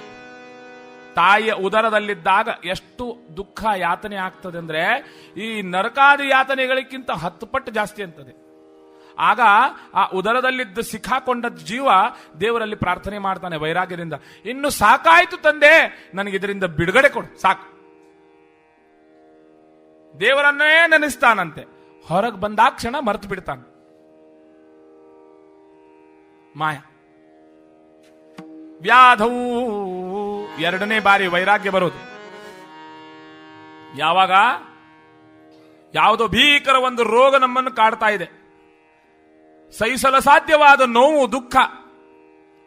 ವೈದ್ಯರೆಲ್ಲ ಚುಚ್ಚಿ ಚುಚ್ಚಿ ಇನ್ನು ಜಾಗನೇ ಉಳಿಸಲಿಲ್ಲ, ಅಷ್ಟು ಚುಚ್ಚಿದ್ದಾರೆ ಮೈಕೈ ಎಲ್ಲ. ಸಂಬಂಧಿಕರೆಲ್ಲ ದೂಷಿಸ್ತಾ ಇದ್ದಾರೆ, ಯಾವಾಗ ಸಾಯ್ತಾನೋ ಇವನು ಮುದುಕ ಗೊತ್ತಿಲ್ಲ ಅಂತ. ಆಗ ಅವನಿಗೆ ಸದ್ಬುದ್ಧಿ ಉಂಟಾಯ್ತು, ದೇವಾ ನನ್ಗಿದ್ರಿಂದ ಪಾರ ಮಾಡೋ, ಇಲ್ಲವಾದ್ರೆ ಒಳ್ಳೆ ಆರೋಗ್ಯ ಕೊಡು, ನಿನ್ನ ಸೇವೆ ಮಾಡಿ ಬದುಕ್ತೇನೆ. ಒಂದು ಪಕ್ಷ ಬದುಕಿದ ಅಂತ ಹೇಳೋಣ, ಮತ್ತು ಮರಿತಾನೆ. ಸ್ಮಶಾನೇ ಚ, ನಮ್ಮ ಸಮೀಪದವರಾದವರು, ನಮಗೆ ಬೇಕಾದವರು ಯಾರಾದರೂ ಸತ್ತಾಗ ಆ ಧ ಅಗ್ನಿಯಲ್ಲಿ ಅವನನ್ನು ಒಯ್ದು ದಹಿಸುವಾಗ ಏನು ಇಲ್ಲ ಈ ಸಂಸಾರ ಅಂತ ತಿಳಿತೇವೆ. ಎಲ್ಲಿ ತನಕ? ಶಿರಚ್ಛೇದವಾಗಿ ಮನೆಗೆ ಬರೋ ತನಕ. ತಲೆ ಮೇಲೆ ನೀರು ಹಾಕಿದ್ವೋ ಎಲ್ಲ ತಣ್ಣಗಾಗೋಯ್ತು, ತಲೆ ಬನ್ನು 4ನೇ ಬಾರಿ ಆಗ್ತದಂತೆ. ಪುರಾಣ ಕೇಳುವಾಗ ಏನೇನೋ ಹೇಳಿದಾರೆ ಭಟ್ರೆ, ಇಲ್ಲಿಂದ ನೀವು ಆಚೆಗೆ ನಾನು ಆಚೆಗೆ ಹೋದ್ರೆ ಎಲ್ಲ ಮರ್ತು ಹೋಯ್ತು. ಯಾ ಮತಿರ್ಭವೇತ್, ಇದು ವೈರಾಗ್ಯ, ಕ್ಷಣ ವೈರಾಗ್ಯ. ಇದು ವೈರಾಗ್ಯ ಅಂದ್ರೆ ವಿಷಯೇಶು ಅಲಂ ಬುದ್ಧಿ, ಈ ಸಂಸಾರ ವಿಷಯದಲ್ಲಿ ಸಾಕು ಅನ್ಬೇಕು, ಇನ್ನು ಬೇಡ ಆಗ್ಬೇಕು, ಬೇಕು ಅಂತ ಆಗ್ಬಾರ್ದು, ಅದು ವೈರಾಗ್ಯ. ಸಾಮಾನ್ಯ ಉದಾಹರಣೆ ನೋಡಿ, ಒಬ್ಬ ಮಿತ್ರ ಇನ್ನೊಬ್ಬ ಮಿತ್ರನಿಗೆ ಸಿಕ್ಕಂತೆ ಪೇಟೆಯಲ್ಲಿ. ಅಯ್ಯೋ ಎಲ್ಲಿಯೋ ನೀನು, 10-20 ವರ್ಷಗಳಾಯ್ತು ನಿನ್ನನ್ನು ನೋಡದೆ, ಪ್ರಾಣ ಮಿತ್ರರು. ಆಗ ಈ ಮಿತ್ರ ಹೇಳಿ, ಇಲ್ಲಪ್ಪ ಇವತ್ತು ಮುಂಜಾನಷ್ಟೇ ಬಂದೆ. ಎಲ್ಲಿ ಉಳ್ಕೊಂಡಿದ್ದೀಯೋ? ಲಾಡ್ಜ್ದಲ್ಲಿದ್ದೇನೋ, ಬಾರೋ ಇವತ್ತು ಮನೆಗೆ ಮಧ್ಯಾಹ್ನ ಊಟಕ್ಕೆ ನೀನು ಬರಲೇಬೇಕು. ಬೇಡೋ ನಾನು ಮನೆಯಲ್ಲೇ ಮಾಡ್ತೀನಿ. ಇಲ್ಲ ಇಲ್ಲ ಇಲ್ಲ ಆಗ್ರಹ ಮಾಡಿದ್ನಂತೆ. ಆಯ್ತು ಅಂತ ಆ ಮಿತ್ರ ಇವನ ಆಮಂತ್ರಣ ಸ್ವೀಕಾರ ಮಾಡಿದ. ಈ ಮಿತ್ರ ಓಡಿ ಮನೆಗೆ ಬಂದು ಮನೆಯವ್ರಿಗೆ ಹೇಳಿದ್ನಂತೆ, ನನ್ನ ಪ್ರಾಣ ಮಿತ್ರ ಇದ್ದಾನೆ, ಅವನು ಬರ್ತಾ ಇದ್ದಾನೆ ಮಧ್ಯಾಹ್ನ ಊಟಕ್ಕೆ, ವಿಶೇಷವಾಗಿ ಸಾರು ಮಾಡು ಅಂತ ಹೇಳಿದ್ನಂತೆ. ಅವನಿಗೆ ಸಾರ ಅಂದ್ರೆ ಪಂಚಪ್ರಾಣ. ಆಯ್ತು ಅಂತ ಘಮಘಮಿಸುವಂತಹ ತುಪ್ಪದ ಒಗ್ಗರಣೆ ಹಾಕಿದ ಉತ್ತಮೋತ್ತಮವಾದ ಸಾರನ್ನು ಅವರು ಸಿದ್ಧಪಡಿಸಿದ್ಲು. ಮಿತ್ರ ಬಂದ, ಅವನಿಗ ಆ ಸುನಾದ, ಆ ಸ್ವಾದಿಷ್ಟವಾದಂತಹ ಸಾರದ ಪರಿಮಳ ಮನೆ ತುಂಬ ಹಬ್ಬಿದೆ. ಇವಂಗನಿಸ್ತಂತೆ ಒಳ್ಳೆ ಇವತ್ತು ಪಂಚಪಕ್ವಾನ್ನ ಊಟ, ಎಲೆ ಎಲ್ಲ ಸಿದ್ಧಪಡಿಸಿದ್ಲು, ಅನ್ನವು ಬಡಿಸಾಗಿದೆ. ಸಾರು ಬಡಿಸುವಾಗ ಆ ಮಿತ್ರನ ಮನೆಯವರಿಗೆ ಸ್ವಲ್ಪ ನೆಗಡಿ ಆಗಿತ್ತಂತೆ. ಬಡಿಸುವಾಗ 1-2 ಬಿಂದು ಹನಿ ಸಿಂಬಳ ಆ ಸಾರಲ್ಲಿ ಬೀಳೋದು ನೋಡಿದ ಈ ಮಿತ್ರ. ಅವನು ಹೇಳಿದ್ದಂತೆ ಇನ್ನೊಂದು ಮಿತ್ರ, ಅಪ್ಪ ನಾನು ಸಾರು ಬಿಟ್ಟು ಬಹಳ ದಿವಸ ಆಯ್ತಪ್ಪ, ನಾನು ಕುಡಿಯೋದಿಲ್ಲ, ಸ್ವೀಕರಿಸಿದೆ. ಆಗ ಈ ಮಿತ್ರ ಹೇಳಿದ, ಹಾಗೀಗಾಗೋದಿಲ್ಲ, ಅದನ್ನು ತಗೊಳ್ಳೇಬೇಕು, ನಿನಗೋಸ್ಕರ ಮಾಡಿದ್ದು ಸಾರಿದು. ಕಾಶಿಯಲ್ಲಿ ಬಿಟ್ಟಿದ್ದೇನೋ ಮಹಾರಾಯ, ಕಾಶಿಯಲ್ಲಿ ಬಿಟ್ರೇನೋ, ಗೈಯಲ್ಲಿ ಬಿಟ್ರೇನು ಗೊತ್ತಿಲ್ಲ, ತಿನ್ಲೇಬೇಕು ಆಗ್ರಹ. ಬೇಡ ಅಂದ್ರು ಅದನ್ನು ಬಡಿಸಿದ್ನಂತೆ.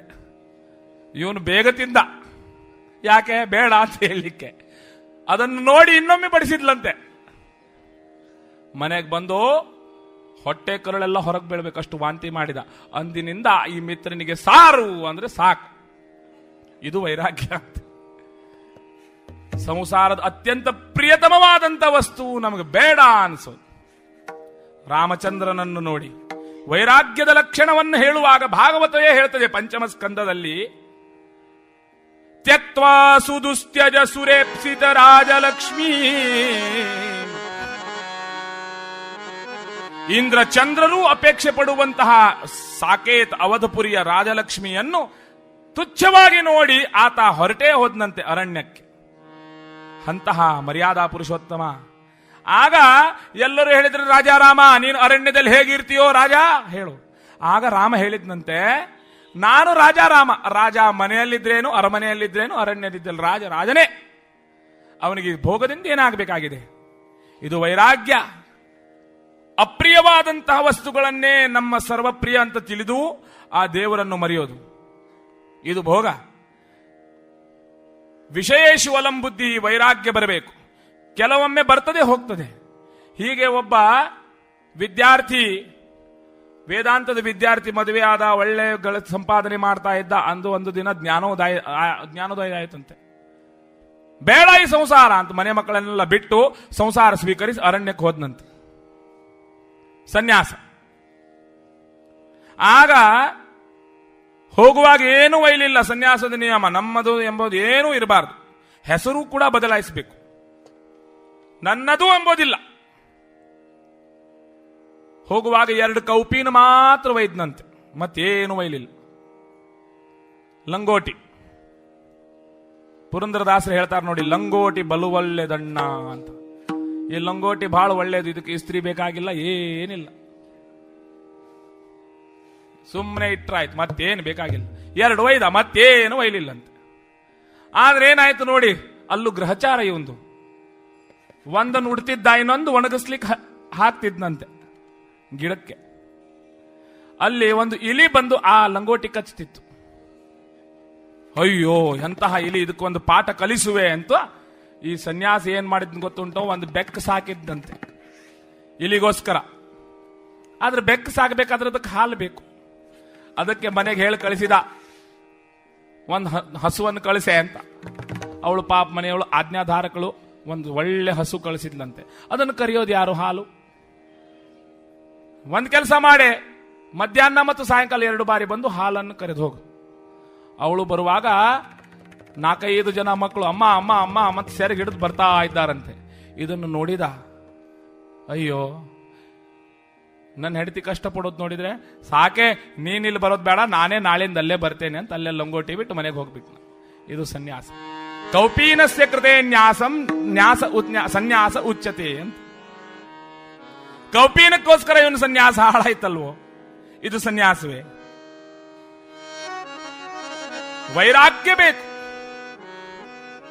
ಮನದಲ್ಲಿ ದೃಢವಿರಬೇಕು.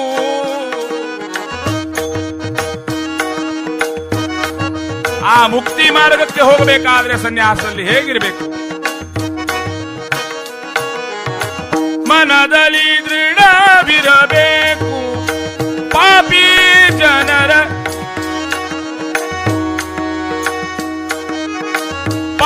ಜನರ ಸಂಸರ್ಗವ ನೀಗಲು ಬೇಕು. ಅನುಮಾನ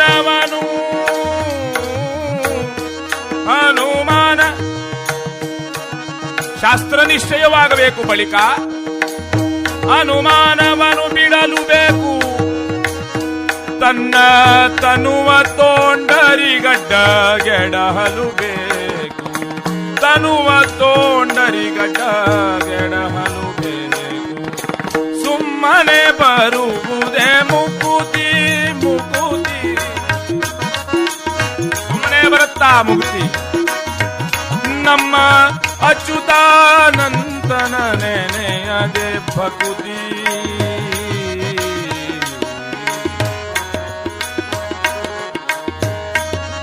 ಹರಿಯೇ ಪರವೆಂದನ ಬೇಕು. ಹರಿಯೇ ಪರ ದೈವತೆಯೆಂದನ ಬೇಕು. ಆ ಪರತರ ಪರತತ್ವನಾದಂಥ ಹರಿಯನ್ನೇ ಸರ್ವೋತ್ತಮ ಅಂತ ಹೇಳಬೇಕು. ವೈರಾಗ್ಯದಿಂದ ಜ್ಞಾನ ಭಕ್ತಿಯಿಂದ ಅವನ ಅರ್ಚನೆ ಮಾಡಬೇಕು. ಅಂದಾಗ ಮಾತ್ರ ಸನ್ಯಾಸವಾಗೋದಂತೆ. ಆ ವೈರಾಗ್ಯ ಎಂಬುದು ಮನಸ್ಸಿನಲ್ಲಿ ಹುಟ್ಟಬೇಕು. ಕೆಲವರಿಗೆ ವೈರಾಗ್ಯ ಅಂದ್ರೆ ಶಬ್ದಕ್ಕೆ ಏನರ್ಥ ಮಾಡ್ತಾರಂದ್ರೆ, ಈ ವಯಸ್ಸಾದವರು ಇದಾರೆ ನೋಡಿ, ಅವ್ರು ಹೇಳ್ತಾರೆ, ಒಬ್ರು ಮೊಮ್ಮಕ್ಕಳು ಮನೆಗೆ ರಜೆಗಂತ ಬಂದಿದ್ರು. ಅಜ್ಜಿ ಒಳ್ಳೆ ಚಕ್ಕುಲಿ ಮಾಡಿದ್ಲಂತೆ. ಎಂತಹ ಚಕ್ಕುಲಿ ಅದು! ಕಚ್ಚಿದ್ರೆ ಸಮೀಪದ ಮನೆಯವರೆಗೂ ಶಬ್ದ ಕೇಳಬೇಕು, ಅಷ್ಟು ಕುರು ಕುರು ಎಂಬುವ ಚಕ್ಕುಲಿ. ಆಗ ತಿಂತಾ ಇರುವಾಗ ಅಜ್ಜನಿಗೆ ಆಸೆ ಆಯ್ತು, ಅಯ್ಯೋ ಎಷ್ಟು ಒಳ್ಳೆ ಚಕ್ಕಲಿ, ಆದ್ರೆ ಏನ್ ಮಾಡೋದು, ಹಲ್ಲಿಲ್ಲೋ ಅಲ್ಲ. ಅವ್ರು ಬಂದು ಹೇಳಿದ್ರೆ, ಅಜ್ಜ ಚಕ್ಕಲಿ ಬೇಕೆ? ಮಗು ಹಲ್ಲಿಲ್ವಲ್ಲೋ, ಏನು ಮಾಡೋದು? ಆಗ ಅಜ್ಜ ಮೊಮ್ಮಕ್ಕಳು ಹೇಳಿದ್ರಂತೆ, ಅಜ್ಜ ಹಾಗೇನಿಲ್ಲ, ನಿನ್ಗೆ ತಿನ್ಬೇಕಾದ್ರೆ ಹೇಳು, ವ್ಯವಸ್ಥೆ ಮಾಡೋಣ.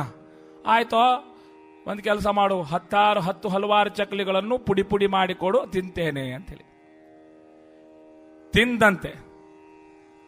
ಹೇಳುವ ತಾತ್ಪರ್ಯ ಅಂದ್ರೆ, ವಯಸ್ಸಾಗಿದೆ, ತಿನ್ಲಿಕ್ಕೆ ಆಗೋದಿಲ್ಲ, ಭೋಗದ ಶಕ್ತಿ ಕ್ಷೀಣವಾಗಿದೆ, ಭೋಗದ ಆಸಕ್ತಿ ಕಡಿಮೆ ಆಗಲಿಲ್ಲ, ಅದು ವೈರಾಗ್ಯ ಅಲ್ಲ. ತಿನ್ಲಿಕ್ಕಾಗೋದಿಲ್ಲ ಅಂತ ನಮಗೆ ಬೇಸರ ಬಿಟ್ರೆ ತಿನ್ನೋದು ಬೇಡ ಎಂಬ ಆಸಕ್ತಿ ನಮ್ಮಲ್ಲಿಲ್ಲ.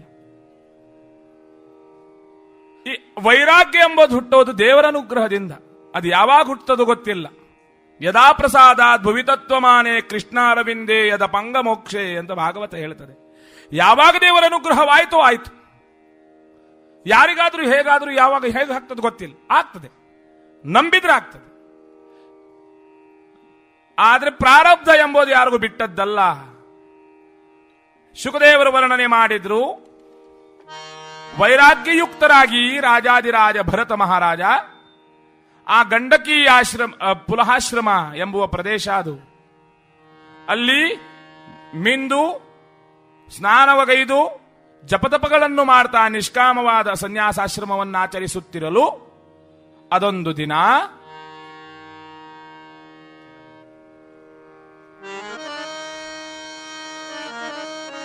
ಸಾಯಂಕಾಲದ ವೇಳೆ ತ್ರಿಸಂಧ್ಯಾಕಾಲದಲ್ಲಿ ಸಂಧ್ಯಾನಾಮಕ ಸಮ್ಯಕ್ ಹರಿಂ ಧ್ಯಾಯಂತಿ, ಆ ಸವಿತ್ರ ನಾಮಕನಾದ ಭಗವಂತನ ತರ್ಪಣೆ ಮಾಡೋ ಎಂಬುದಕ್ಕೋಸ್ಕರ ಅರ್ಘ್ಯ ಪ್ರದಾನಕ್ಕೆಂದು ಸನ್ನದ್ಧನಾಗಿ ಆ ನದಿ ತೀರದಲ್ಲಿ ಕಟಿಬದ್ಧನಾಗಿ ಅಂಜಲಿಬದ್ಧನಾಗಿ ಆ ನೀರನ್ನೆತ್ತಿ ತೋಯವನ್ನು ಅರ್ಘ್ಯ ಕೊಡುವಂತಹ ಕಾಲ ಆಗ. ಅಲ್ಲಿ ಒಂದು ವಿಚಿತ್ರವಾದಂತಹ ಘಟನೆಯು ನಡೆಯಿತು. ಹೃದಯ ವಿದ್ರಾವಕವಾದದ್ದು, ಎಲ್ಲ ಸಜ್ಜನರಿಗೂ ಕೂಡ ಮನ ತಟ್ಟುವಂಥದ್ದು. ಅರ್ಘ್ಯ ಪ್ರದಾನ ಮಾಡುವಂತಹ ವೇಳೆಯಲ್ಲಿ ತಯಾ ಪೇಪಿಯಮ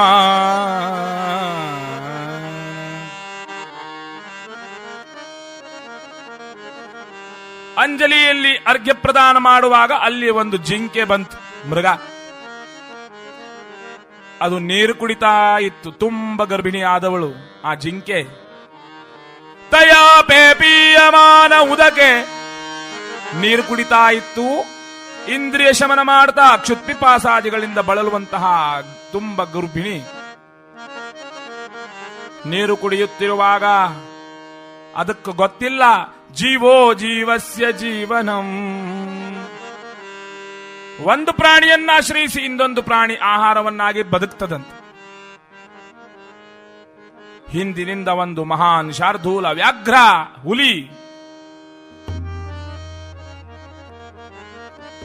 ಈ ಚಪಲವಾದಂತಹ ಜಿಂಕೆಯನ್ನೇ ನುಂಗ್ ಹಾಕ್ತೇನೋ ಎಂಬ ಹಾಗೆ ಗರ್ಜಿಸ್ತಾ ಅಲ್ಲಿಂದ ಬರ್ತಾ ಇದೆ. ತಯಾ ಬೇಬೀಯಮಾನ ಉದಕೆ ಉದಪತತ್ ವ್ಯಾಘ್ರೇಣ ಚ ಮಹಾನ್ ಘೋಷೋಪಿ ಸಿಂಹಂ ನಾದೇನ ಪರಿಬ್ರಹ್ಮಮಾಣ ಜರಿದ್ರಂಬೇಣ. ಗುರು ಗುರು ಗುರು ಶಬ್ದ ಮಾಡ್ತಾ ಆ ಹುಲಿ ಆ ಜಿಂಕೆಯನ್ನು ಹಿಡಿಯಲು ಹಾರಿದಾಗ ಪುಂಕಾನುಪುಂಕೇನ ನಿರಾತಂಕೇನ ಆತಂಕಕ್ಕೊಳಗಾಗಿ ಸುಸ್ಪಷ್ಟಮಾಚಷ್ಟ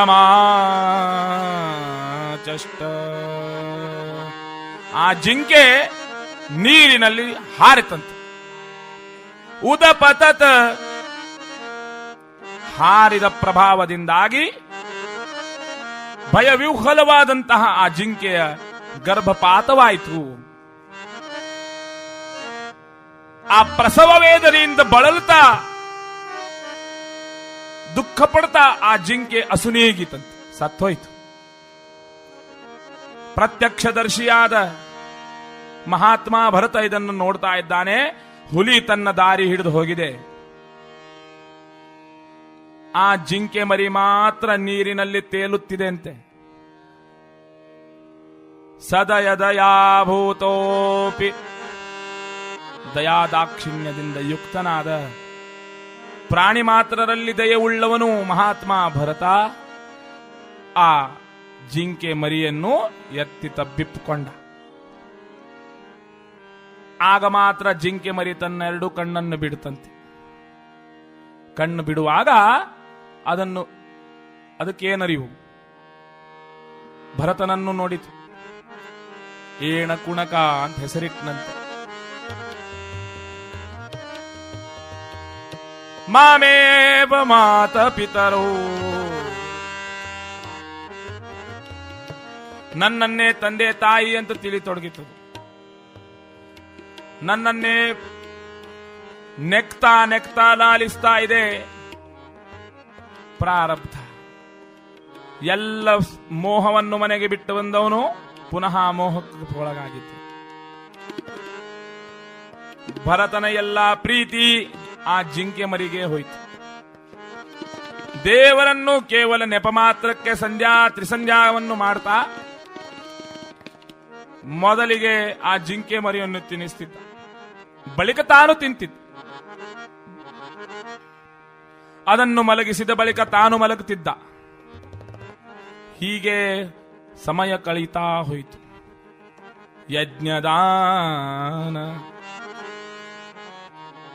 ಯಜ್ಞಗಳು, ಯಾಗಗಳು, ದಾನಗಳು ಎಲ್ಲವೂ ಅರ್ಥಕಾಮಕ್ಕೆ ನಾವು ಉಪಯೋಗಿಸಿದ್ರೆ ಮೋಕ್ಷ ಸಾಧನವೆಲ್ಲಿ, ಸನ್ಯಾಸವೆಲ್ಲಿ ಅಂತ. ಆ ಜಿಂಕೆಯ ಮರಿ ಏಣ ಕುಣಕ ಈಗ ತರುಣನಾಗಿದ್ದಾನಂತೆ. ಭರತನಿಗೆ ವಯಸ್ಸಾಗಿದೆ. ಮಂಚ ಹಿಡಿದವನು. ನೋ ಮಂಚಾನ ಗೃಹಾನ ಚಂಚಲ ಮಹಾದ್ರವ್ಯಂ ಶ್ರಮಾ ಸಂಚಿತಂ. ಪುರಂದರದಾಸರು ಒಂದು ಹಾಡು ಬರೀತಾರೆ ನೋಡಿ, ಮಂಚ ಬಾರದು ಮಡದಿ ಬಾರದು. ಇದನ್ನೇ ಭಾಗವತ ಮೂಲವಾಗಿ ಹೇಳಿದೆ, ಎಲ್ಲ ತಿಳಿದವರು ಮಹಾತ್ಮರವರು. ನೋ ಮಂಚಾನ ಗ್ರಹಾನ ಚಂಚಲ ಮಹಾದ್ರವ್ಯಂ ಶ್ರಮಾ ಸಂಚಿತಂ. ಹಾಸಿಗೆ ಹಿಡಿದವನಂತೆ ರೋಗ ಆಗಿದೆ, ವಯಸ್ಸಾಗಿದೆ. ಈ ವಯಸ್ಸಿನಲ್ಲಿ ದೇವರನ್ನು ನೆನೆಯೋದು ಬಿಟ್ಟು ಆ ಏಣಕುಣಕನನ್ನೇ ನೆನೆಸ್ತಾನೆ. ಒಂದು ದಿನ ಆ ಏಣಕುಣಕ ತರುಣನಾದ ಜಿಂಕೆ ತೃಣವನ್ನು ಮೇಯಲು, ಹುಲ್ಲನ್ನು ತಿನ್ನಲು ಪರ್ವತಾಗ್ರಣಿಯಾಗಿ ಪರ್ವತಕ್ಕೆ ಏರ್ತಾ ಏರ್ತಾ ಫಲಪುಷ್ಪದಿಂದ ಸಮೃದ್ಧವಾದಂತಹ ಗಂಡಕಿ ನದಿ ತೀರಕ್ಕೆ ಹಾರ್ತಾ ಹಾರ್ತಾ ಒಂದು ಪರ್ವತವನ್ನೇರ್ತಾನೆ. ವಿಧಿ ಒಂದು ಹುಲಿ ಅಲ್ಲಿಗೆ ಬಂದು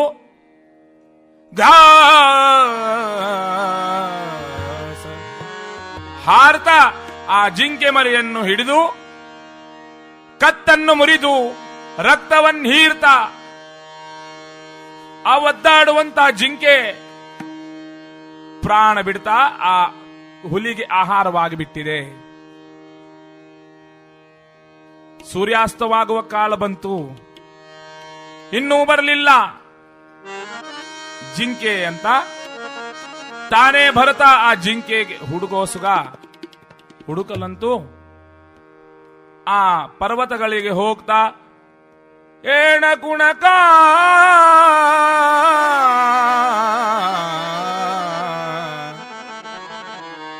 ಅಯ್ಯೋ ಹೇ ನನ್ನ ಮಗು, ಹೇ ಪುತ್ರ, ಹೇ ಏಣಕುಣಕ,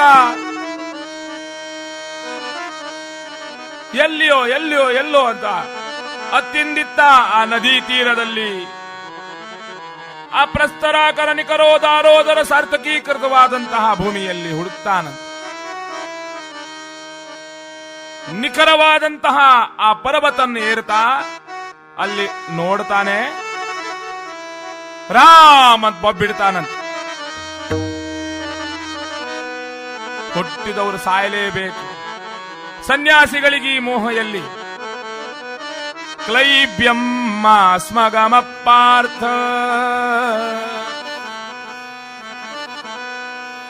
ನತ್ವಯಿ ಏತದುಪಪದ್ಯತೆ ಅಂತ ಕೃಷ್ಣ ಹೇಳಿದ. ಎಲ್ಲಿಂದ ಬಂತೋ ಇಲ್ಲಿ ಅಜ್ಞಾನ ನಿನಗೆ ಅಂತ.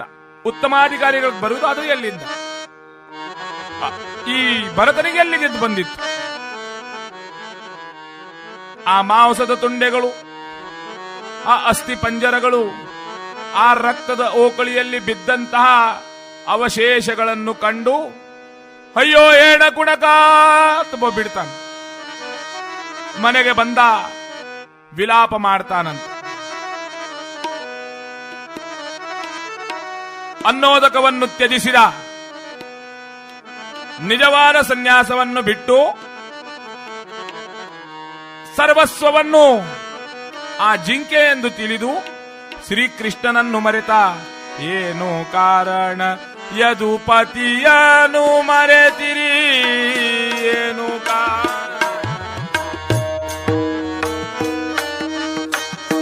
ಏನು ಕಾರಣ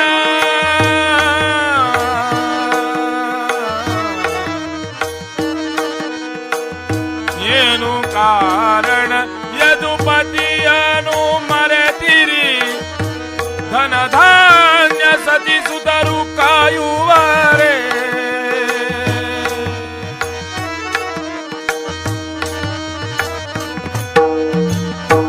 ವಯಸ್ಸಾಗಿದೆ, ದೇವರ ವಿಸ್ಮೃತಿ ಉಂಟಾಗಿ ಹಾಸಿಗೆ ಹಿಡಿದು ಕಫೋತ್ಸರ್ಗದಿಂದ ಗುರು ಗುರು ಗುರು ಶಬ್ದ ಕೇಳ್ತಾ ಇದೆ. ಅಂತ್ಯ ಸಮಯ ಸಮೀಪಿಸುತ್ತಿರಲು ಈ ಭರತ ಏಣಕುಣಕಂ ಸ್ಮೃತ್ವಾ ವಿಸ್ಮೃತ್ವಾ ಜರಾಚರ ಗುರುಂ. ಆ ಏಣಕುಣಕನನ್ನೇ ಸ್ಮರಿಸ್ತಾ ಆ ಚರಾಚರಕ್ಕೆ ಒದಣೆಯನಾದಂತಹ ಭಗವಂತನನ್ನು ಮರೆತು ಯಮನ ದೂತರಿಬ್ಬರು ಎದುರಿಗೆ ಬಂದರು. ಕಾಲನ ದೂತರು ಕಾಲ್ಬೀಳೆವಾಗ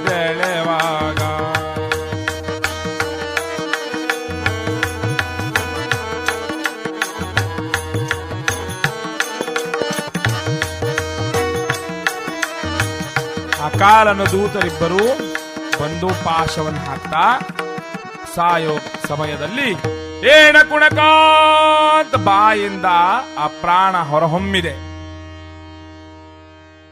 ಸತ್ತ. ಭಗವದ್ಗೀತೆ ಹೇಳುತ್ತದೆ, ಅಂತಕಾಲೇ ಚ ಮಾಮೇವ ಸ್ಮರನ್ ಮುಕ್ತ್ವಾ ಕಲೇವರಂ. ಸಾವು ಸಮೀಪಿಸುತ್ತಿರುವಾಗ ಕೃಷ್ಣ ಕೃಷ್ಣ ಕೃಷ್ಣ ಅಂತ ಕರೆದು ಬಿಟ್ರೆ ಸಾಕು, ಪುನಃ ಜನನ ಮರಣಗಳೇ ಇಲ್ಲತಕ್ಕಂತಹ ನಿಜನೈಯ ಸ್ವರೂಪಾನಂದ ಮುಕ್ತಿ ಎಂಬುದು ಅರ್ಹ ಆಗ್ತದೆ. ಆದರೆ ಶಾಸ್ತ್ರ ಹೇಳ್ತದೆ, ನಾವು ಸಾಯುವಾಗ ಯಾರ ನೆನಪಾಗ್ತದೋ ಮುಂದಿನ ಜನ್ಮ ನಾವು ಅದೇ ಆಗ್ತೇವೆ ಅಂತ. ಭರತ ಮುಂದಿನ ಜನ್ಮದಲ್ಲಿ ಜಿಂಕೆಯಾಗಿ ಹುಟ್ಟಿ ಬಂದ. ಈ ಭಾಗವತ ಹೀಗೆ ಹೇಳುವಾಗ ಒಬ್ಬ 10-12 ವರ್ಷದ ಹರಿಯ ವಯಸ್ಸಿನ ಹುಡುಗ ಕುಮಾರ, ಭಟ್ರೆ ಅದು ನಿಜ? ಹೌದು. ಸಾಯುವಾಗ ಯಾರು ನೆನಪಾಗ್ತದೆ? ಅವರನ್ನೇ ನೆನಪಿಸಿದ್ರೆ ಸ್ಮರಿಸಿದ್ರೆ ಮುಂದಿನ ಜನ್ಮ ಅವರೇ ಆಗ್ತೇವೆ. ಹೌದು. ಯಾಕಪ್ಪ, ಯಾಕೆ ಕೇಳಿದ್ಯೋ? ಇಲ್ಲ, ಹೀಗೆ ಕೇಳಿದ್ದು. ಇಲ್ಲ ಹೇಳೋ. ಹಾಗಾದ್ರೆ ನಾನು ಸಾಯುವಾಗ ಸಚಿನ್ ತೆಂಡೂಲ್ಕರ್ ನೆನಪು ಮಾಡ್ತೇನೆ ಅಂತ ಹೇಳಿದ. ಯಾಕೆ? ಮುಂದಿನ ಜನ್ಮದಲ್ಲಿ ನಾನು ಅದೇ ಆಗ್ತೇನೆ. ಯಾಕೆ ಬರೋದಿದೆ ಈ ಸಂಸಾರದಲ್ಲಿ? ವಯಸ್ಸಾಗಿದೆ, ಸತ್ತಿದ್ದಾನೆ, ಮುಂದಿನ ಜನ್ಮ ಜಿಂಕೆಯಾಗಿದ. ಆಗ ಅವನಿಗೆ ಜ್ಞಾನ ಆಯಿತು, ಅಯ್ಯೋ ನಾನು ಸನ್ಯಾಸವನ್ನು ಸ್ವೀಕರಿಸಿ ಪುನಃ ಜನನ ಮರಣಗಳೇ ಇಲ್ಲ ಅಂತ ತಿಳಿದು ಸನ್ಯಾಸವನ್ನು ಆಚರಿಸುತ್ತಿದ್ದೆ. ಆದರೆ ಪ್ರಾರಬ್ಧಕ್ಕೆ ಅನುಗುಣವಾಗಿ ಆ ಪ್ರಾರಬ್ಧ ವಶಾತ್, ಪ್ರತಿಬಂಧಕದ ವಶಾತ್ ನಾನು ಪುನಃ ಜಿಂಕೆಯಾಗಿ ಹುಟ್ಟಿ ಬಂದಿದ್ದೇನೆ. ಆದರೆ ಈ ಮತಿ ಕೃಷ್ಣನಲ್ಲಿ ಪ್ರೀತಿ ಇನ್ನು ಬಿಡಲಾರೆ ಎಂದು ಆ ಜಿಂಕೆ ಯೋನಿಯಲ್ಲೂ ಅವಿರತವಾಗಿ ದೇವರನ್ನು ಚಿಂತಿಸಿದ ಆ ಜಿಂಕೆ ಯೋನಿಯನ್ನು ಬಿಟ್ಟ. ಈಗ ಮಹಾತ್ಮನಾದ ರಾಜ ಭರತ ಬ್ರಾಹ್ಮಣನ ಮನೆಯಲ್ಲಿ ಹುಟ್ಟಿ ಬಂದಿದ್ದಾನೆ. ಅಲ್ಲಿ ಅವನ ಜನನದಿಂದಲೂ ಅವನು ಬ್ರಹ್ಮಜ್ಞಾನಿ.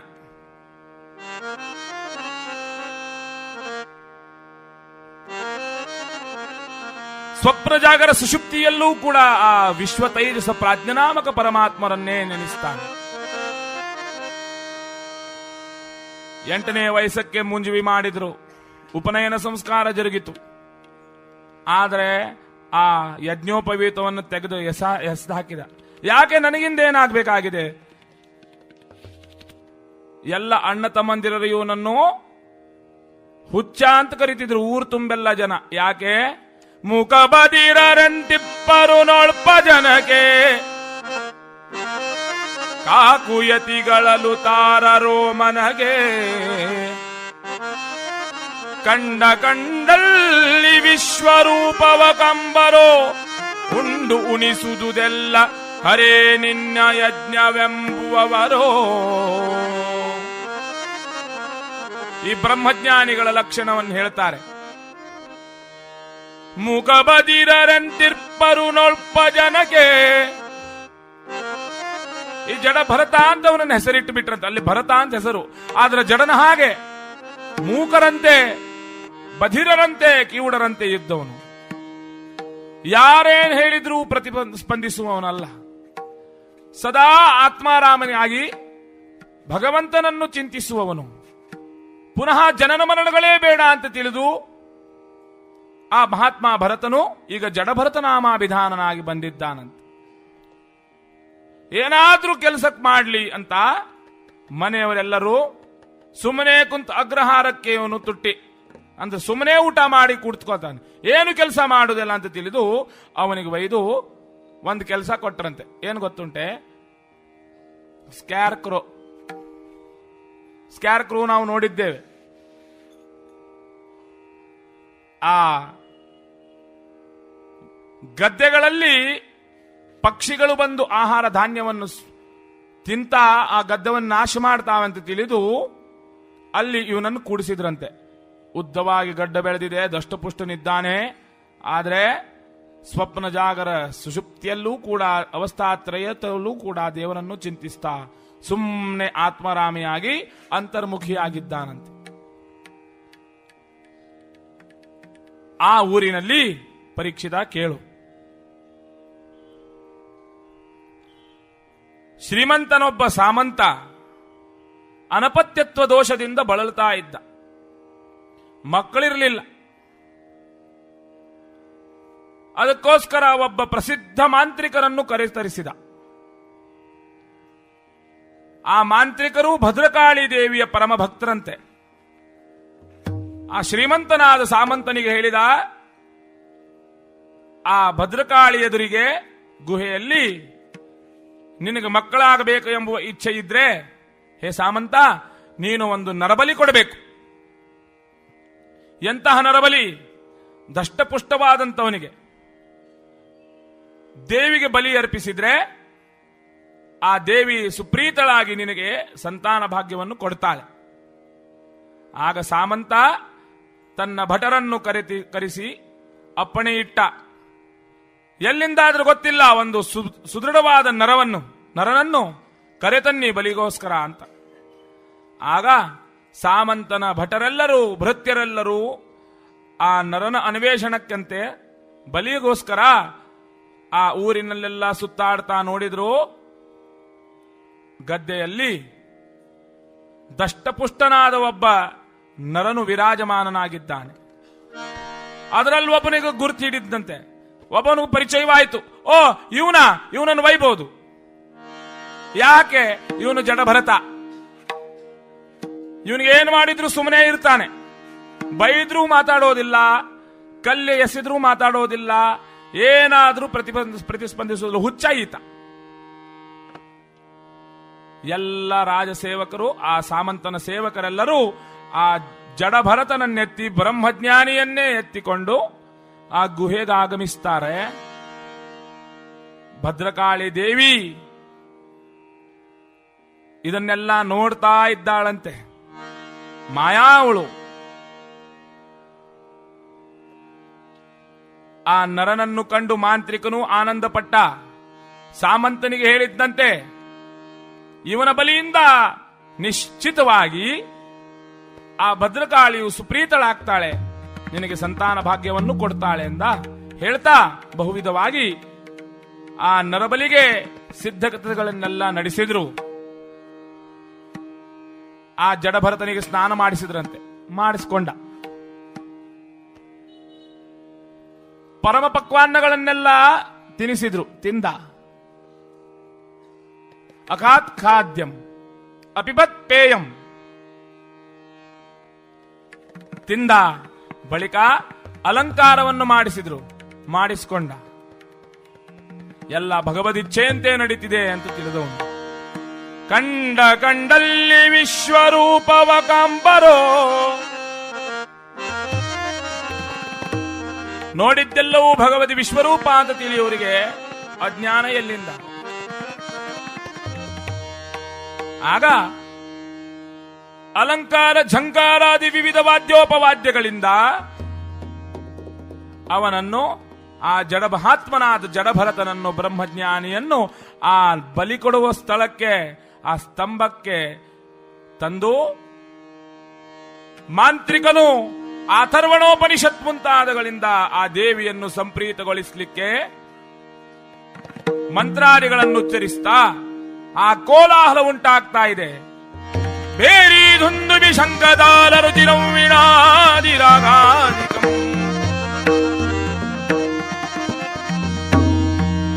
ಎಲ್ಲ ನಿರೀಕ್ಷಣೆ ಮಾಡ್ತಾ ಇದ್ದಾಳೆ ಮಹಾತಾಯಿ ಭದ್ರಕಾಳಿ. ಆಗ ಈ ಮಹಾತ್ಮನ, ಆ ಜಡಭರತನ ಕತ್ತನ್ನು ಆ ಬಲಿ ಸ್ಥಾನಕ್ಕಿಟ್ಟು ಕತ್ತೆಯನ್ನೆತ್ತಿ ಆ ಮಾಂತ್ರಿಕ ನರಬಲಿ ಕೊಡೋಸ್ಕೋಸ್ಕರ, ಶಿರಚ್ಛೇದ ಮಾಡೋಕ್ಕೋಸ್ಕರ ಕತ್ತನ್ನೆತ್ತಿದ್ದಾಗ ಶುಕದೇವರು ವರ್ಣಿಸ್ತಾರೆ. ವಿದ್ಯುದ್ದಾಮ ಸ್ಫುರಿತ ಜಗಿತೈ, ವಿದ್ಯುದ್ದಾಮ ಸ್ಫುರಿತ ಜಗಿತೈ,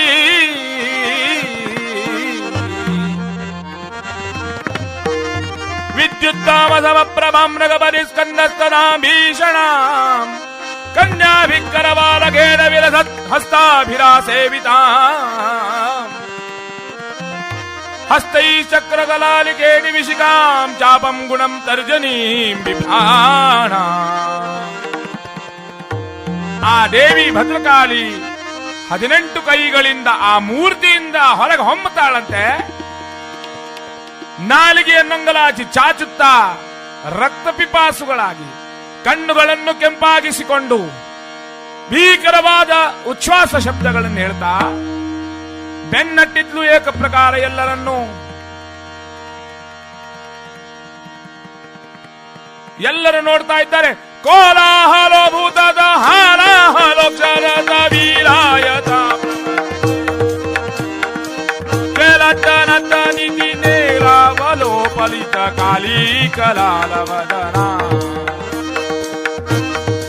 ಆ ಮಾಂತ್ರಿಕರೆಲ್ಲರೂ ಪ್ರಾಣದ ಭಯದಿಂದ ಇಂತಿಂದತ್ತ ಓಡ್ತಾ ಇದ್ದಾರೆ.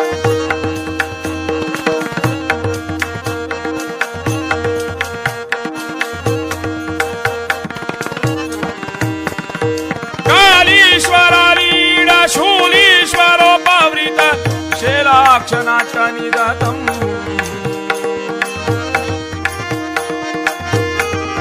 ಆ ಭದ್ರಕಾಳಿ ತನ್ನ ಕೈಯಲ್ಲಿ ತ್ರಿಶೂಲವನ್ನು ಹಿಡಿದು ಪರಮ ಭಾಗವತೋತ್ತಮನಾದಂತಹ ಜಡಭರತನಿಗೆ ಆದ ಅಪಚಾರಕ್ಕೆ ಅವಮಾನಕ್ಕೆ ಪ್ರತಿಕಾರ ಎಲ್ಲ ಮಾಂತ್ರಿಕರ ಭಟರನ್ನು ರಾಜಭಟರನ್ನು ಸಾಮಂತನನ್ನು ಆ ಮಾಂತ್ರಿಕನ ಶಿರಚ್ಛೇದ ಮಾಡ್ತಾ ರುಧಿರೇಣ ಪ್ರವರೋತ್ತಿ ರುಧಿರೇಣ ರಕ್ತಾನು ಶಕ್ತ ಅಭಿಷಕ್ತಾನು ರಕ್ತವಿದ ಭಿಕ್ತಾದಿ ನಿಜ ಭಕ್ತರಂ.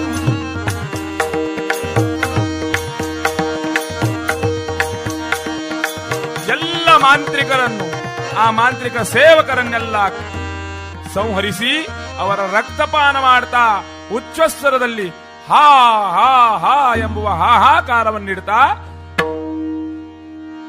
ಆ ಜಡಭರತನತ್ತ ನೋಡಿದ್ಲಂತೆ ದಯೆಯಿಂದ. ಬಾರೋ ಇಲ್ಲಿಗೆ ಎಂಬುವ ಕಣ್ಣದಿಂದನೇ ಮಾತಾಡಿಸ್ತಾಳೆ. ಕಾಂ ದಿಶಂ ವ್ಯಾಮ ಚೇತ್ಯಾಯನ್. ಎಲ್ಲವೂ ಶಾಂತ ಪ್ರಶಾಂತ ನಿಶಾಂತವಾಗಿದೆ. ಜಡಭರತನನ್ನು ತನ್ನೆಡೆಗೆ ಆಕರ್ಷಿಸ್ತಾಳೆ. ಬಾರೋ ಕಂದಮ್ಮ ಬಾರೋ, ಏನ್ ಬೇಕು ಕೇಳು ಬಾ ಅಂತ ಅಂಗಲಾಚಿ ಕೈ ಚಾಚಿ ಬಾ ಅಂತ ಕರೆಯುವಾಗ ಆ ಜಡಭರತನ ಮಹಾತ್ಮ್ಯ ನೋಡಿ ದೂರಿಂದ ಅವಳನ್ನು ಅಮ್ಮ ಅಂತ ನಮಸ್ಕಾರ ಮಾಡ್ತಾನಂತೆ. ಮತ್ತು ನಿನ್ನ ಸಮೀಪ ಬರೋದಿಲ್ಲ. ಯಾಕೆ? ಸಾಕಾಯ್ತು ನನಗೆ ಸಂಸಾರ. ನಿನ್ನ ಸಹವಾಸವಾದ್ರೆ ಪುನಃ ನಾನು ಬೇಡ್ತೇನೆ, ಕಾಡ್ತೇನೆ, ಕೊಂಡಾಡ್ತೇನೆ, ಪಾಡ್ತೇನೆ, ಬೇಡ, ಏನೂ ಬಯಸೋದಿಲ್ಲ ಅಂತ ಧನ್ಯವಾದಗಳನ್ನು ಹೇಳ್ತಾ ಆ ಮಹತ್ತಾಯಿ ಜಗದಂಬಿಕೆಯನ್ನು ನಮಸ್ಕರಿಸಿ ಅಲ್ಲಿಂದ ಹೊರಗೆ ಬಂದ. ಅದೇ ದಾರಿಯಿಂದ ಸಿಂಧು ಸೌವೀರಪತಿಯಾದ ರಾಜ ರಹುಗಣ ಪಲ್ಲಕ್ಕಿಯಲ್ಲಿ ಕೂತ್ಕೊಂಡು ಆ ದಾರಿಯಿಂದ ಹೋಗ್ತಾ ಇದ್ದ. ಪಲ್ಲಕ್ಕಿ ಹಿಡಿಯಲು ಒಬ್ಬರು ಸೇವಕರು ಬೇಕಾಗಿದ್ರು. ಒಬ್ಬ ಸೇವಕರ ಅಭಾವವಿತ್ತು.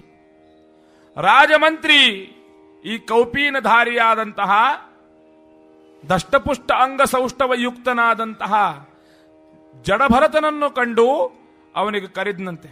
ಬಾರೋ, ಸಿಂಧು ಸೌವೀರಪತಿಗಳಾದಂತಹ ರಾಜ ರಹುಗಣರು ಪಲ್ಲಕ್ಕಿಯಲ್ಲಿ ವಿರಾಜಮಾನರಿದ್ದಾರೆ.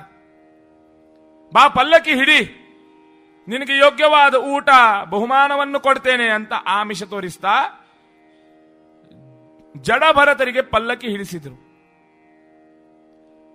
ಜಡಭರತರಂತರೂ ದೇವರ ಇಚ್ಛೆ ಅಂತ ತಿಳಿದು ಆ ಪಲ್ಲಕ್ಕಿಯಿಂದ ಹಿಡಿದು ಮುಂದಕ್ಕೆ ಹೋಗುವಾಗ ದಾರಿಯಲ್ಲಿ ಒಂದು ದೊಡ್ಡ ಕಲ್ಲು ಬಂತು.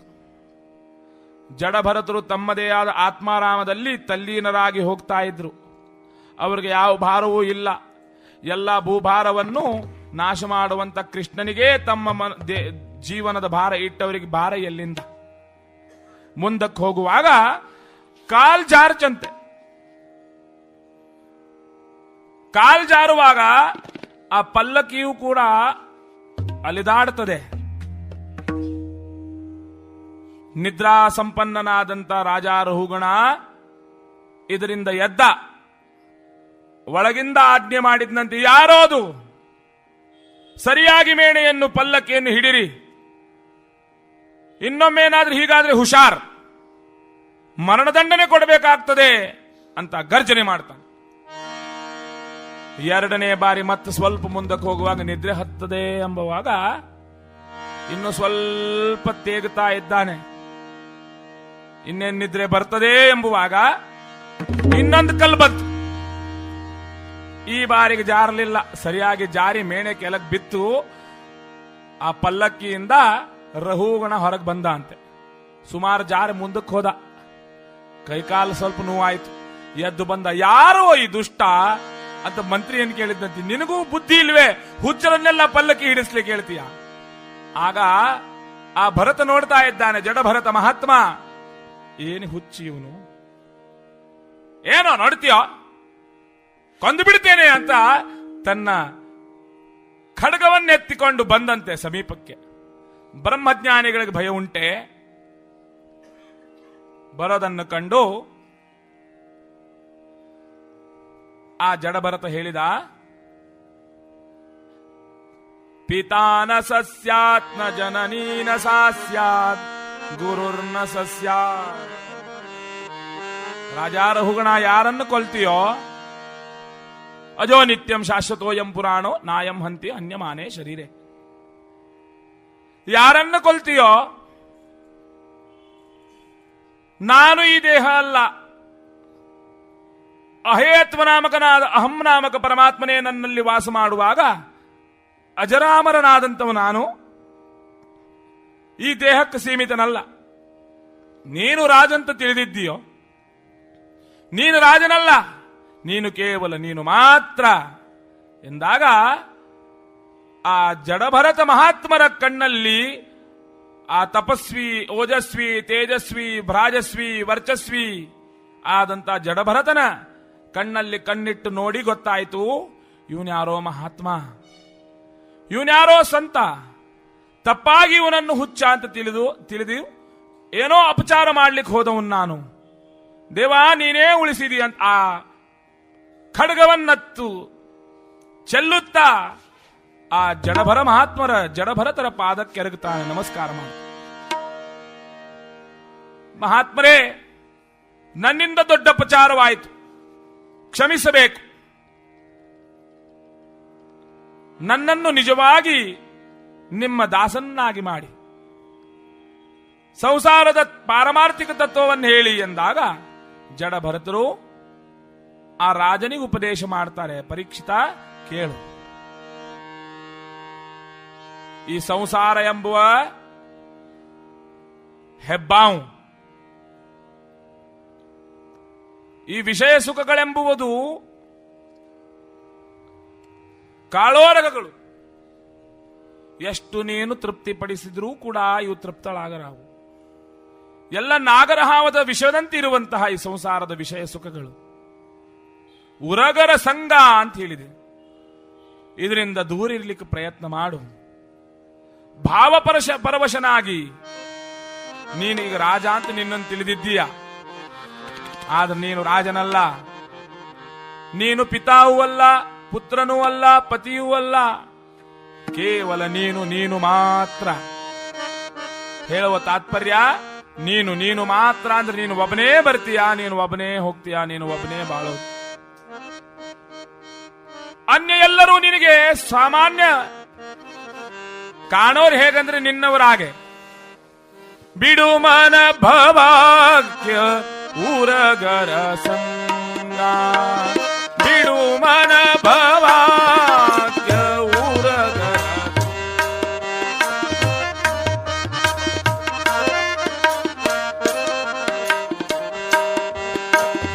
ತಿಳಿ ನೀ ಮಡಿದು ಹೋಗುದು ಈ ಅಂಗ, ತಿಳಿ ನೀ ಮಡಿದು ಹೋಗುದು ಈ ಅಂಗ.